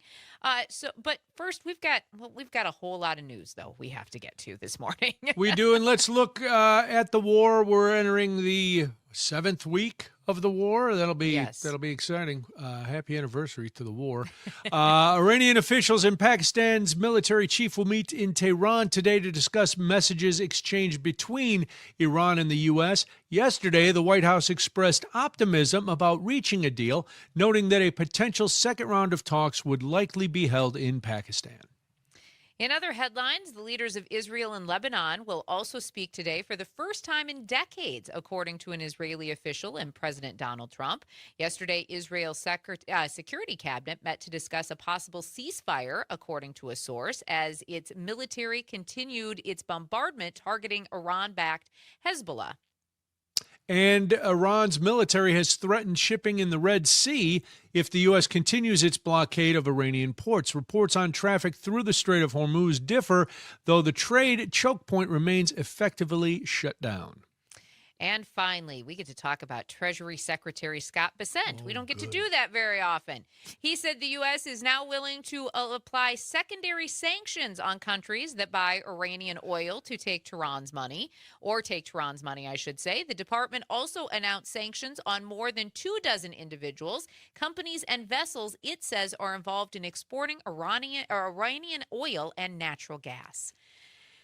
This doesn't feel like things are getting better. Well, it depends who you talk to, Jamie. This is true. The man at the top says it's almost done. Now, depends on whose social media feed you follow. Right, and I'm trying to follow the timeline. This should be 2 weeks. We should be at 2 weeks, but whatever. You just listen, you shrug, and not much we can do. Except we can share more stuff we need to know. We can do that. It's a wake-up call in more ways than one. Time for some you need to know. This I found very interesting up in Door County because a number of boards had elections last week. You know, on April 7th, there were big elections. Well, they didn't have candidates running, so they had to count on write-in votes. The Southern Door County School District has 2 new board members, and the Door County Board has a new supervisor for the District 19 seat that's been vacant for 9 months. Following the counting of write-in votes and the certification of vote totals from the April 7th election. The district did not have a candidate who filed nomination papers by the January 6th deadline for the April 7th election. This is the second straight county board election where no one signed up to run for the seat. Wow. Come on, Door County. You got to get on the ball. Somebody up there's got to be involved. Patrick Voigt won the most write-in votes in the April 2024 election, but he resigned in June, and the seat has been vacant ever since. So Preston Pluff received 23 of the 64 write-in votes cast in the district. This is Mayberry kind of stuff.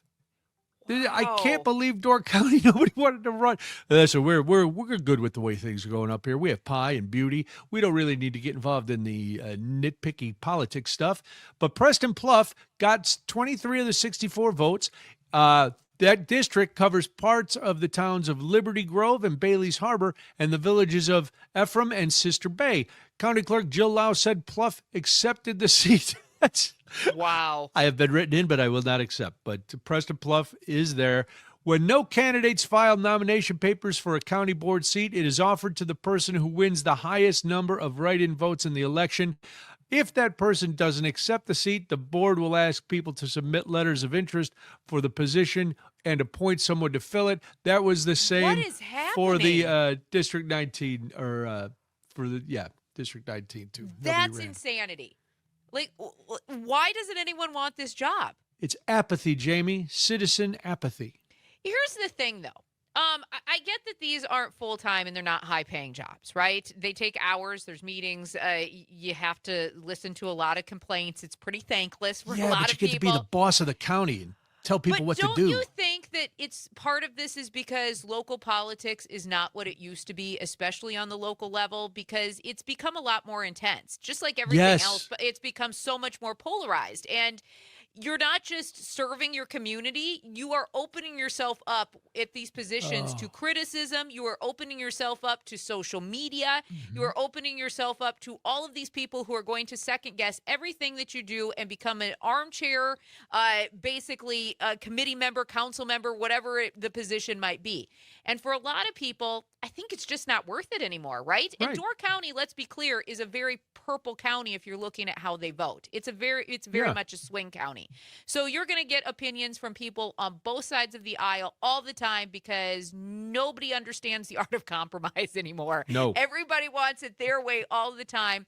So I think that there's probably people who are just like, no, I'm just not going to be part of this. Yeah, anymore. I wouldn't want to put myself, because here's the thing. If you're just there trying to help your community and some group comes in and they're yelling at you about, we don't like the curriculum in the school district. We want this book banned, blah, blah, blah. And they start hurling insults and stuff. I'm not going to sit there and take that. I don't need this. Nobody needs to. I got a life. I'm trying to help things and you're being a jerk and I got to go. So, yeah. I think the thing that we all need to remember, though, is when this type of stuff happens, you get these empty seats and then you get decisions that are being made by fewer voices, because when people are afraid to step up or don't want the headaches potentially of stepping up, that doesn't mean that decisions just stop getting made. It just the means loudest people suddenly get the people that you don't want making the decisions, the ones who cause all the issues, they're the ones who are going, well, fine, I'll do it because I know the best way for everybody, so I'm going to take over, and that's that. So it's not just Door County, but we're using Door County as the example because that's part of what we need to know today. So come on. A little social engagement, or civic engagement, rather. Civic engagement would be great. In other headlines from Stuff You Need to Know today, U.S. Senator Tammy Baldwin has introduced a new bill. She did this earlier this week on Tuesday. The bill is aimed at making it simpler and cheaper for people to watch professional sports. Oh, now, currently, Parker, that's good. Currently, if you're a fan of Wisconsin, If you want to watch every Packers, Brewers, and Bucks game in a year, it's going to cost more than $1,500 annually to purchase the necessary streaming services and subscriptions. A cost that Baldwin says benefits the league and streaming service executives, as well as the billionaire owners of the sports teams, at the expense of the fans. She says this isn't just a Packers or a Wisconsin issue. This has become an American issue. She also goes on to say, and this was at a press conference she held yesterday, what used to be grabbing the remote and hitting a button or two has literally turned into a maze, and she's not wrong, of streaming subscriptions, unexpected blackouts, or really high payments. To top all of that off, she says there's no consistency, and it's all flat out confusing for fans. Now, this is called the For the Fans Act, and it includes two major provisions that are meant to make it cheaper for all of us to watch our favorite teams. The first would prohibit league-owned streaming services such as MLB TV or NBA League Pass from blacking out games that are played locally or in third-party or on a third-party streamer. The second would require the league to provide a way for local fans to watch all games for teams based in the state in which they live. The proposal comes after the Green Bay Packers versus Chicago Bears playoff game that was held in January. It was only available on local TV in Wisconsin in the Milwaukee and Green Bay markets, meaning that in 5 of the state's TV markets, you had to subscribe to Amazon to actually watch that game. That made people angry. It did. Apparently, Senator Baldwin, to the point where she came up with this act. Yeah, she's sitting at home. Where's the game? Where is the? I'm going to do something about this. And when you're in that position, you can try to do something about it. We're going to fix that right now. And one more thing. I thought we would make it through stuff you need to know without mentioning a certain someone, but alas, he's omnipresent. Republican leaders, this is not, I'm looking at the wrong story. That's the next story is crazy, but this does have something to do with the president because he once again yesterday threatened to fire Federal Reserve Chair Jerome Powell if he does not step down from the central bank. He is renewing his attacks on a Fed chief he has long accused of keeping interest rates too high. Yeah, that reflects badly on the president, so he wants him gone. Trump said, well, then I'll have to fire him, okay?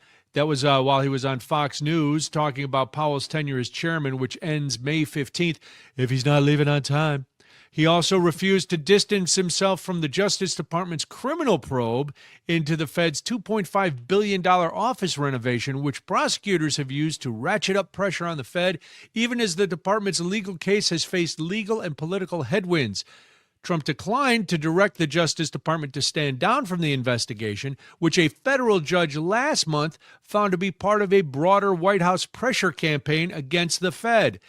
The central bank has denied any wrongdoing in the renovation, and a federal judge last month quashed a pair of grand jury subpoenas, finding that prosecutors had no evidence of a crime. Well, why would that stop the Justice Department then from issuing subpoenas? Evidence schmevidence, they said. That's not part of the story. That's just me. Trump's threat to fire Powell. It'd be funny though, because basically that's what they're doing. Evidence schmevidence. We don't need awesome. it. You know, I feel like that should be the quote. They should just wear the T-shirts around all the time now. Evidence schmevidence. Trump's threat to fire Powell also raised immediate legal questions. Fed governors generally can't be removed except for cause, and Powell has said he has no plans to leave the agency until the probe is finished. Oh my gosh. And this all goes back to when Jerome Powell publicly corrected the president during a walkthrough of the construction site. Yes. And, oh, man, he made Donald Trump look less than informed. Is that a nice political way to say stupid? That is a very good All right, way to good. look at say it, Well, then that's what I'll say. And that he doesn't sit well with that. He doesn't like to be corrected. And so now he's been after Jerome Powell, and also because high interest rates means the economy is rougher and people complain, and then they don't think he is the, Jesus, which he likes to portray. Well, he's a doctor, not Jesus. Who am I kidding? I'm sorry for mislabeling that. And when you look at polling, we do all agree that the economy is bad under this president. Not Caroline Levitt yesterday, Jamie. No, she said, yes. Haven't you seen how gas prices have dropped in the last year under President Trump? No, actually, and everybody in the country went, no. No. Actually, in the last month, it's gone up $1.50. Weird how facts are actually part of the conversation. How People did she notice these things? How does she say that and not just get struck by lightning? They're all about I don't know. God and you'd think there'd be a wrath. The wrath has to come when she just blatantly lies. It is. Maybe she doesn't drive. This So- could be. She would have no idea what's real people are actually But paying everybody at who the drove pump. there, even the right-wing press, had to be thinking, No. she's a liar. I think I just paid like $4 a gallon, but okay. 4? Where are you shopping? That's cheap. Good for you, getting Still a bargain. Still under $4 here in Madison. So hopefully it's that low ? Everywhere else? I don't know. 8:19 right now. We live in crazy times. We sure you are do. listening to Daybreak. I'm Jamie Martin. And I'm Brian Noonan. Speaking of crazy, the irony is thick with this one. We'll talk about it after this on the Civic Media Network. Wisconsin wakes up here. Back to Daybreak with Brian and Jamie. Good morning. We hope that you are having a great start to your Thursday. Thank you so much for joining us today on the Civic Media Network. You are listening to Daybreak. I'm Jamie Martinson. And good morning, I'm Brian Noonan. If you'd like to weigh in, get involved, just shoot us a compliment, a criticism, whatever you want to do. 855-75-CIVIC, 855-752-4842. And if you call in, remember, be nice to Parker, because to get to us, you got to get through him. And he's a tough critic. He likes brick wall. He likes chocolate, and he's not above bribery. Folks. Wow. Yeah. If your call is that important, send him a little something in advance and say, I'm calling Friday at 8:30, and I want to talk to Brian and Jamie about this. Say it with sweets. All right, Jamie, there's a lot of times that the news is convoluted and stories get like this. And I think this fits Alanis Morissette's irony, because I've read this story about 5 times. She and didn't I'm know still what fit irony. No, in her she didn't song, know, But I but digress. Anyway, go that's ahead. all right. So GOP leaders in the state are paying up to $550 an hour to lawyers to defend themselves against hiring private lawyers. This is taxpayer money, by the way. Right. So they're using taxpayer money to fund private lawyers to fight a lawsuit saying that they used public money to hire private lawyers. Yeah. It's my head is spinning. Like, So it's literally like playing. We joke about the term mental gymnastics all the This time. one- You literally have to play mental gymnastics with this particular story. this it's one is crazy. crazy. So here's a little background. Republican leaders, like I said, they're going to be paying private lawyers up to $550 an hour in taxpayer money to represent the legislature in a lawsuit that challenges them over that very practice, using taxpayer money to hire private attorneys. Now, the lawsuit was filed by liberal law firm Law Forward in February. It followed a 2025 Milwaukee Journal Sentinel investigation that found the state legislature had spent about $26 million in taxpayer money on legal fees to private law firms since 2017. The investigation found most of the spending came after Governor Evers and Attorney General Josh Kaul won the November 2018 election, defeating Republican former Governor Scott Walker and Attorney General Brad Schimmel. So the increase in spending also followed a law passed by Republican legislatures in a December 2018 lame duck session that authorized the Assembly Speaker and the Senate Majority Leader to hire private lawyers with taxpayer money. So this all started in 2018. All right. Yes. What I love about this entire story, as crazy and weird and twisted as it is, I just love that a majority of that spending traces back to the decision that the Republicans made on their own about the lame duck session, because they had lost the governorship and the attorney general race, and they were passing laws so that legislative leaders had the power to hire their own private attorneys, all because they wanted to take the power out of the Democratic governor and attorney general's hands. Man. I mean, $26 million of your money going to fund private lawyers. This is the epitome of Wisconsin politics, though. right? I mean, when know. I read this story, I don't really know know. the angle of this. I see the Republicans making bad decisions that they then have to defend themselves against using taxpayer money because the decisions didn't make sense at the time and it's been tied up in courts. And this just feels like the epitome of everything voters who have been paying attention have been screaming about with the particular leadership at the Capitol in Wisconsin. Well, this and is that's bonkers. And that's the basis of this lawsuit. And Yes. Jeff Mandel is the president and general counsel of Law Forward. So he had an email statement to the Journal Sentinel, and he said, quote, "It's pretty ironic that the taxpayer will once again be on the hook for the legislature's inclination to spend on outside lawyers. Wisconsin taxpayers are on the hook for a pretty hefty bill, not just from the Assembly, but from the Senate as well." End of that quote. Yeah, so just have fun with this today as you're driving, as you're sitting at work. Going, we're being sued for hiring private lawyers with taxpayer money. So, in order to fight that lawsuit, we're going to hire private lawyers with taxpayer money to fight the lawsuit. But that's what we saw under Robin Vos, and especially during Scott Walker before he left office in 2018, right? Under Robin Vos, this Republican Party has essentially, it's a cycle. They've created authority. They've used that authority. That authority's gotten challenged. And then they've continued to spend our money to fight those challenges, which if you're a voter, you should be asking real questions of your Republican leadership based on what they have done in the years past. And let me be clear, a lot of that leadership is now stepping down. We have seen people on the Republican side say that they are not going to go into Seek a re-election. re-election. Seek re-election. Thank you. They're not going to seek re-election. They are retiring to be with family, whatever it may be. But they've been part of the problem of what we're just talking about. Yeah, well, then why stay and try to fix it, or why be held accountable? We're going to, you know what? I don't need this anymore. It's a higher level of what we were talking about at Door County, but this time it's I don't need this anymore because I might be busted for busted just being exposed for something that I did that is not, people don't like. Essentially, aren't they paying for lawyers twice? Yes. Because the state already has lawyers, the Attorney General's office.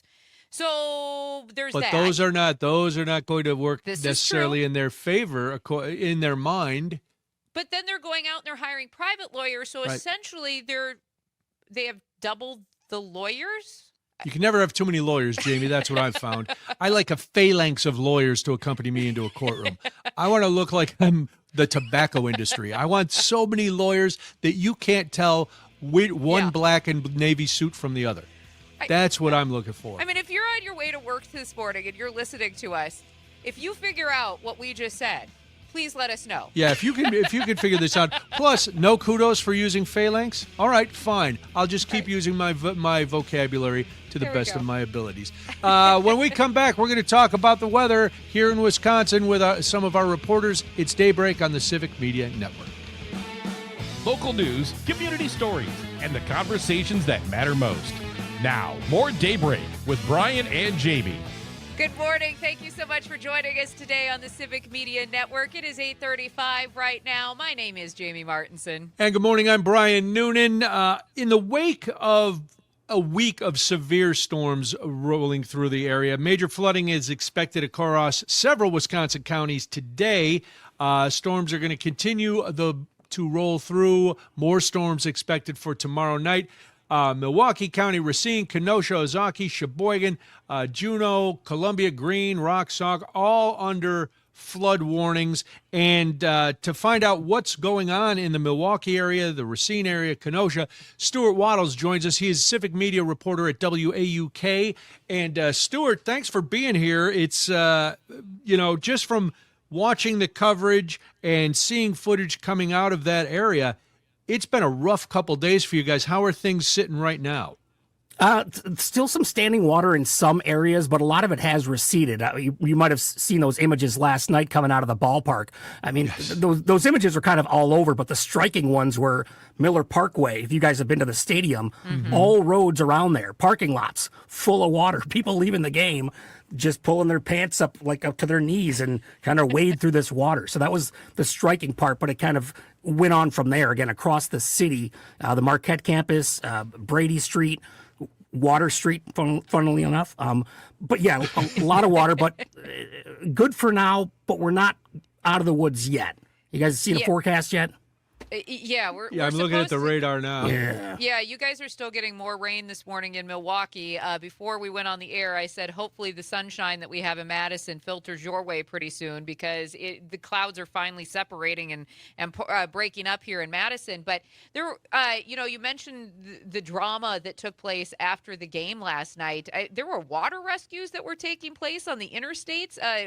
What was actually happening in some of those instances? This was the second night of water rescues. The night before, there was over 50. So last night, I'd imagine, I don't think they put out a number yet, but probably even more. And I'm kind of torn on this one because they send these TV cameras out to where they know it's going to flood and people are driving through. So that becomes the image on TV. And I'm like, what? Turn around, don't drown. And I end up laughing. And I know I shouldn't. And I know they're safe. I can see them in there. But where do you guys stand on that? I'm with you, Stuart. I mentioned this before. I'll give a break to the first person because they might not know how deep the water is. But once that first person gets stuck, if you go in there, oh, well, you're on your own. Sit on the top of the car till help comes or till it dries out. Then somebody's stuck and a truck comes through and creates a big wave. And it's just a big mess. And I try and understand that it's a very serious situation, but it's crazy that people think that they can drive through this stuff. Sometimes common sense is our best friend. What I know there was a huge round of storms last night that also affected Racine, Kenosha. What are you hearing from those communities? I'm going to assume that there's also a lot of residents just dealing with flooding in homes in your area. Yeah, flooding's a big deal, and there are people in Racine, parts of Racine County and parts of Waukesha County that for the past 3 nights, tornado warnings. Wow. So sirens going off, cell phones going off. First night was overnight, like in the middle of the night. Past 2 nights were right at the kids' bedtime. So at my house, it got a little tricky trying to, we just put you to bed now. Get up and come on down. Yeah, so, and how do you explain to little kids why there's sirens? And don't worry, it's all going to be safe when you're waking them up and hustling them to the basement. Yeah, the 9 and 10-year-old are all right. The 4-year-old kind of slept through it all. Oh, that's nice. That was beneficial. But yeah, a lot of tornado warnings. I think we've had 4 confirmed touchdowns so far. And I think there was another report initial report of a twister in Elkhorn last night. And I'm sure the National Weather Service folks are out there investigating that. As far as now, we talked about, you mentioned the flooding near the park last night, and there's flooding all over. How are the roads today? Has the flooding receded, or are we still looking at closures throughout the area? I'm glad you asked. The Brewers just put out a statement recently about all roads to the ballpark are open. They've got a 12:40 start today. Okay. It's a rubber match or a rubber ducky match, if you will. They're playing Toronto. But again, you can get in. I'm sure the people who are more seasoned around the stadium that know that parking lot know where to not park. I'm sure they've walked by before and said, I'm not parking over there ever again. It's a little Or low. bring a raft. And just, right. Float in. Are you hearing anything from the county right now? I mean, I know Governor Evers declared that state of emergency in response to flooding around the state, but are you hearing anything from county executives right now about anything that they're able to offer, whether it's the sandbagging, whether it's just aid for people right now? Any communication from them? Yeah, there's a lot of that, I think, expected to come today. Last night, I think it was more of an immediate message that they were putting out. County Executive Crawley, Mayor Johnson, both putting out statements about if you see some standing water someplace, let us know about it. And they were kind of sharing that information about this immediate problem. And today, I'm sure they're going to be out there surveying damage and putting it out.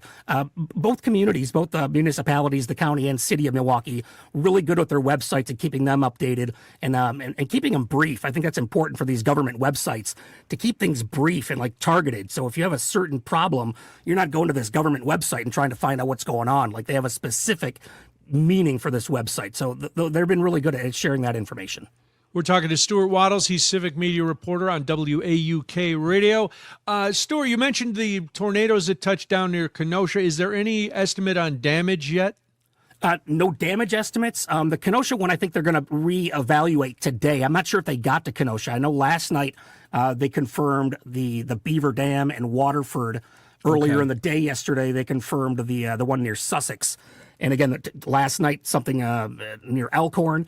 Nothing confirmed, though, as far as those totals are coming out. And I'm sure we're going to find out about those. And then I'm sure in a few months, we'll find out that FEMA sent some money or didn't send some money. And that's a whole nother thing that people are fresh in their mind with last August. So it's going to be interesting. Well, Stuart, we hopefully things quiet down at least for today, because we do have another round of storms coming through tomorrow before we get some cooler temperatures. But we appreciate you joining us, keeping us updated on what's happening in the Milwaukee area, or Racine, Kenosha, because I know you cover a big area. But Brian, we have to bring in Connie Fellman as well. She is our civic media reporter for WGBW in the Green Bay area, and she was going to give us a few updates as soon as we get her into the conversation. There's Connie. I see her. Good morning, Connie. Good morning, guys. Thank you so much for joining us. You're drowning? Yeah. So, I mean, let's just start there. Obviously, Green Bay, a lot like other portions of the state, you guys have seen your fair share of rain. And I know there's been a lot of flooding in that area. So give us kind of the layout of the land right now. Yeah, guys, this is really unprecedented here in Green Bay. It's currently raining. Again, I grew up on the Wolf River in Shawano, and I've never seen anything like this. There are some areas that typically flood this time of year around the area that we all know about, but there's never been anything like this. We still have evacuations in place. Swamico is still evacuated today. Parts of New London are still evacuated today. Schools are closed. A lot of community services have canceled. Just a lot of upheaval, trying to keep up with it all yesterday, trying to get out newscasts, let people know the latest evacuation notice, just trying to keep people in the loop about where to go to find a safe space. And Connie, are there estimates on when the rivers are going to crest? Are we past the point? Because now there's supposed to be more rain later this week. It depends on the river, but yeah, some have crested or are reaching crest stage right now. I think the Wolf River in some areas is beyond crest. This is I think more rain than we've had in April in a century. So yeah, the neat thing to see though, guys, is I'm sure you've heard, is the neighbors helping neighbors around here. Mm-hmm. We've had a lot of calls out for people to come help fill sandbags and put them in place, and people are just really coming together to try and help out while they get their own basement dried out. That's kind of where I wanted to go. What is the county's reaction to this, or the city's reaction to this? What sort of resources do people have in the area right now, Connie? There's a lot of information going out from the county about who to call, where to go if you need some help. Always 511 as far as road closures, but 211 in Brown County. Call, let them know what you need. We have several areas where they're putting together sandbags. They're publishing road closures, encouraging people, it's great that you want to come out and help. Make sure you have a safe route to do that. They don't want people trying to drive through floodwaters to try and help somebody else out. But yeah, they're just on social media is a good place to go with Brown County. The city government website has a lot of information and resources available. If you need some help or you need a safe place to go, you can go to those spots. Connie Fellman's our guest. She's a reporter for WGBW in Green Bay. You talked about driving through water, Connie. I know some of the roads were closed yesterday. What's the status on some of those roads today? Well, rather than reopening, Brian, what I'm seeing is additional road closures. Okay. Like I said, it's currently raining now. So those rivers and waterways that have crested have not receded yet. So, we also have a lot of agriculture here in the Green Bay area. Farmers have fields that are underwater right now, and that doesn't bode well for things to come. So we're kind of stuck in a holding pattern right now. I heard Stuart talking about the Brewers. We have a local Clintonville high school baseball team whose field is currently underwater. So they've rescheduled their game to the Timber Rattler Stadium on Saturday. So we're coping as best we can, but we're in the middle of it. And as you said, there's more severe weather scheduled to come in Friday night. So things are expected to get worse before they get better. Are there? So- I'm sorry. Oh, no, go ahead, Brian. Jamie. I was just going to ask, we've talked a little bit about the county's response. You mentioned that this is a lot of community helping community. Are there any particular resources right now from specific organizations that you know of where people can go get immediate help if they need a place to stay, anything like that? Well, the Red Cross has been very helpful in sending out updates. I'm trying to look at specific, and I'm sorry I don't have that at the top of my head, but as far as okay. Specific shelter areas, we already had 3 rescued from a flooded house in Swamico. That was 2 days ago. Wow. So, and I'm sorry I don't have those details right at the top of my head, but yeah. Okay.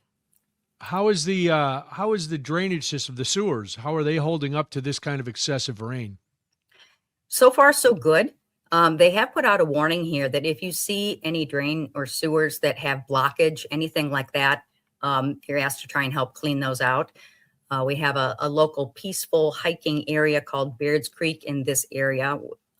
Beards Creek is overflowing. It looks like a rushing waterfall. But yeah, I mean, unprecedented. I've never seen anything like this, and it's still raining, and there's more to come. Wow. Well, Connie, good luck. Good luck to you. everybody in Brown County, the Green Bay area. We're thinking of you. It's got to be rough because water's worse than snow, I think. Yeah, thanks. Well, that's the thing. We got so much snow recently, and it's the combination of that melting and already saturating the ground, then getting this water. So thanks for checking in with us, guys. I appreciate that. Well, we Appreciate appreciate it. your time. Thank you. Connie Stay Feldman, safe, Connie. reporter at WGBW in Green Bay. Man, oh man, it is it's rough going in parts of the state, and it's not going to get any better this weekend. Hopefully by next week when things dry out a little, we'll go. Yeah. But it's almost time for us to say goodbye. But before we do, I must ask you, what is something that has made you feel out of touch? Oh, Yes, we'll talk there about might be that. too many things for me to get into. Well, pick your top few and then let us know at 855-75-CIVIC, 855-752-4842. It's Daybreak on the Civic Media Network. From Lake Superior to Lake Michigan, this is Wisconsin's Morning Conversation. Daybreak with Brian and Jamie. Thank you so much for joining us this morning. I'm just sitting here contemplating my life right now. I'm contemplating other people's lives, and they are not measuring up. They have been weighed and measured and come up wanting.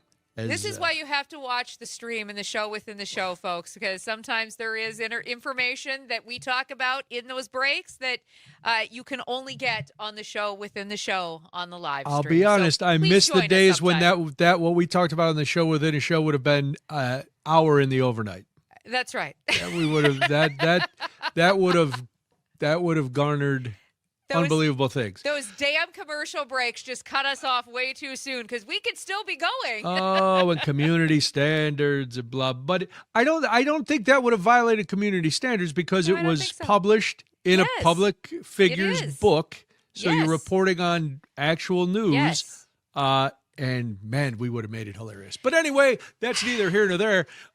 Because what is something that has made you feel out of touch? I know now you're fearing FOMO because you didn't listen on the stream, and I don't blame you. You did miss out on something. But what has made you feel out of touch? 855-75-CIVIC, 855-752-4842.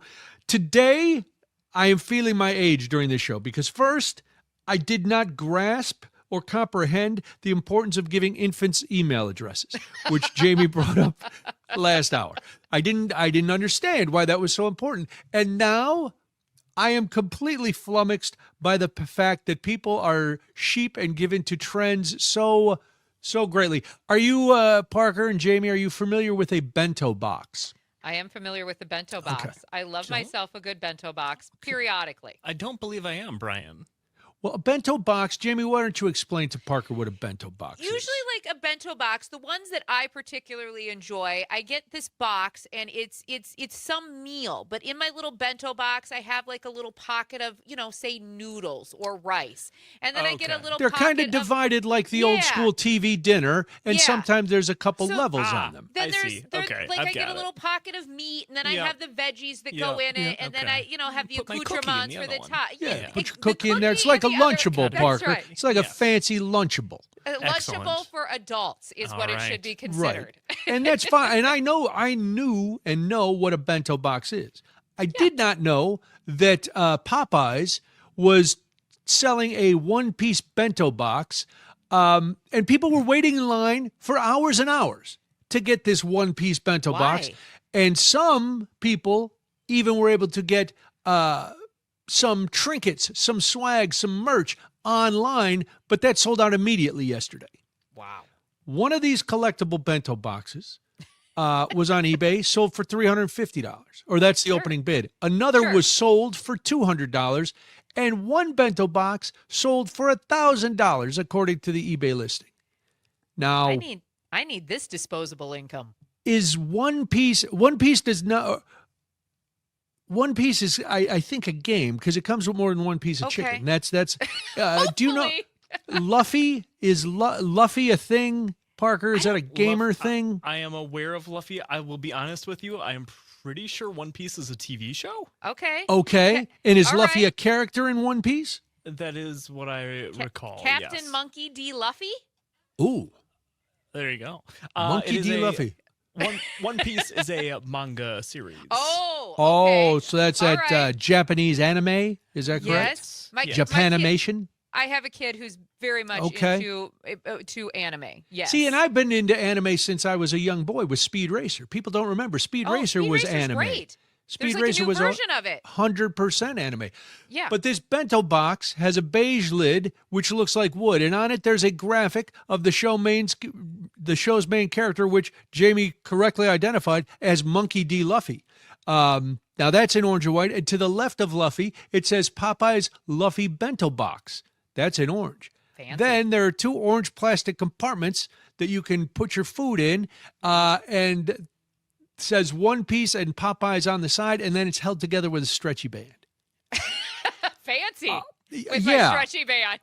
People waited for hours. Now, I think to myself, I enjoy a nice Popeyes piece Sure. of chicken.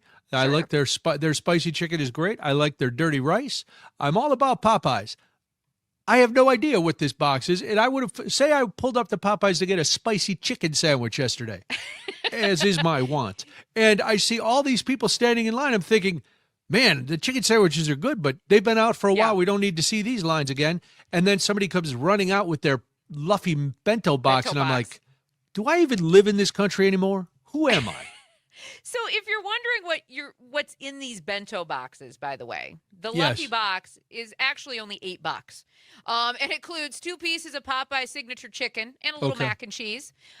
You get some Gum Gum fruit lemonade for Oh. about $3.50. That's a lemonade inspired by the Gum Gum fruit, the devil fruit that gave Captain Monkey D. Luffy his powers, by the way, just in case you want to know But that's all the extra. backstory. The box just gets you the mac and cheese and the chicken. Yes, you have to pay $8 for that, and then another about $3.50 for the drink.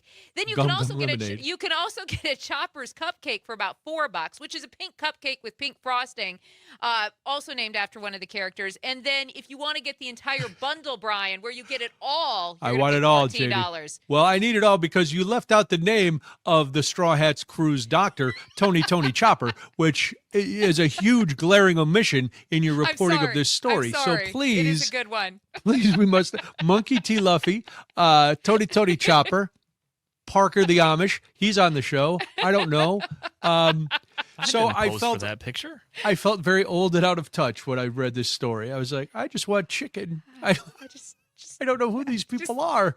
Tell me I can get a spicy chicken and some mac and cheese. That's all I And want today. At least at other fast foods, I get the tie-ins. They're usually tied Right. into a movie or something. This one, Right. I'm like, wow. I'm going to This go stuff is sit really down and big, though. have a cup of tea It and is put on really some. big. If you are Is it really big? if you're Yeah. into anime, One Piece Yeah. is a big deal right now. My kid won't dive into One Piece because it is too big. Too many people like it. He's got to Well, stay obscure. I don't blame him. And now he can't get the stuff anyway, so good for you. If you could sell a plastic box for $1,000, good on you. I'm happy for That's you. some good entrepreneurship. It is. But on that, I am done. We are out of here.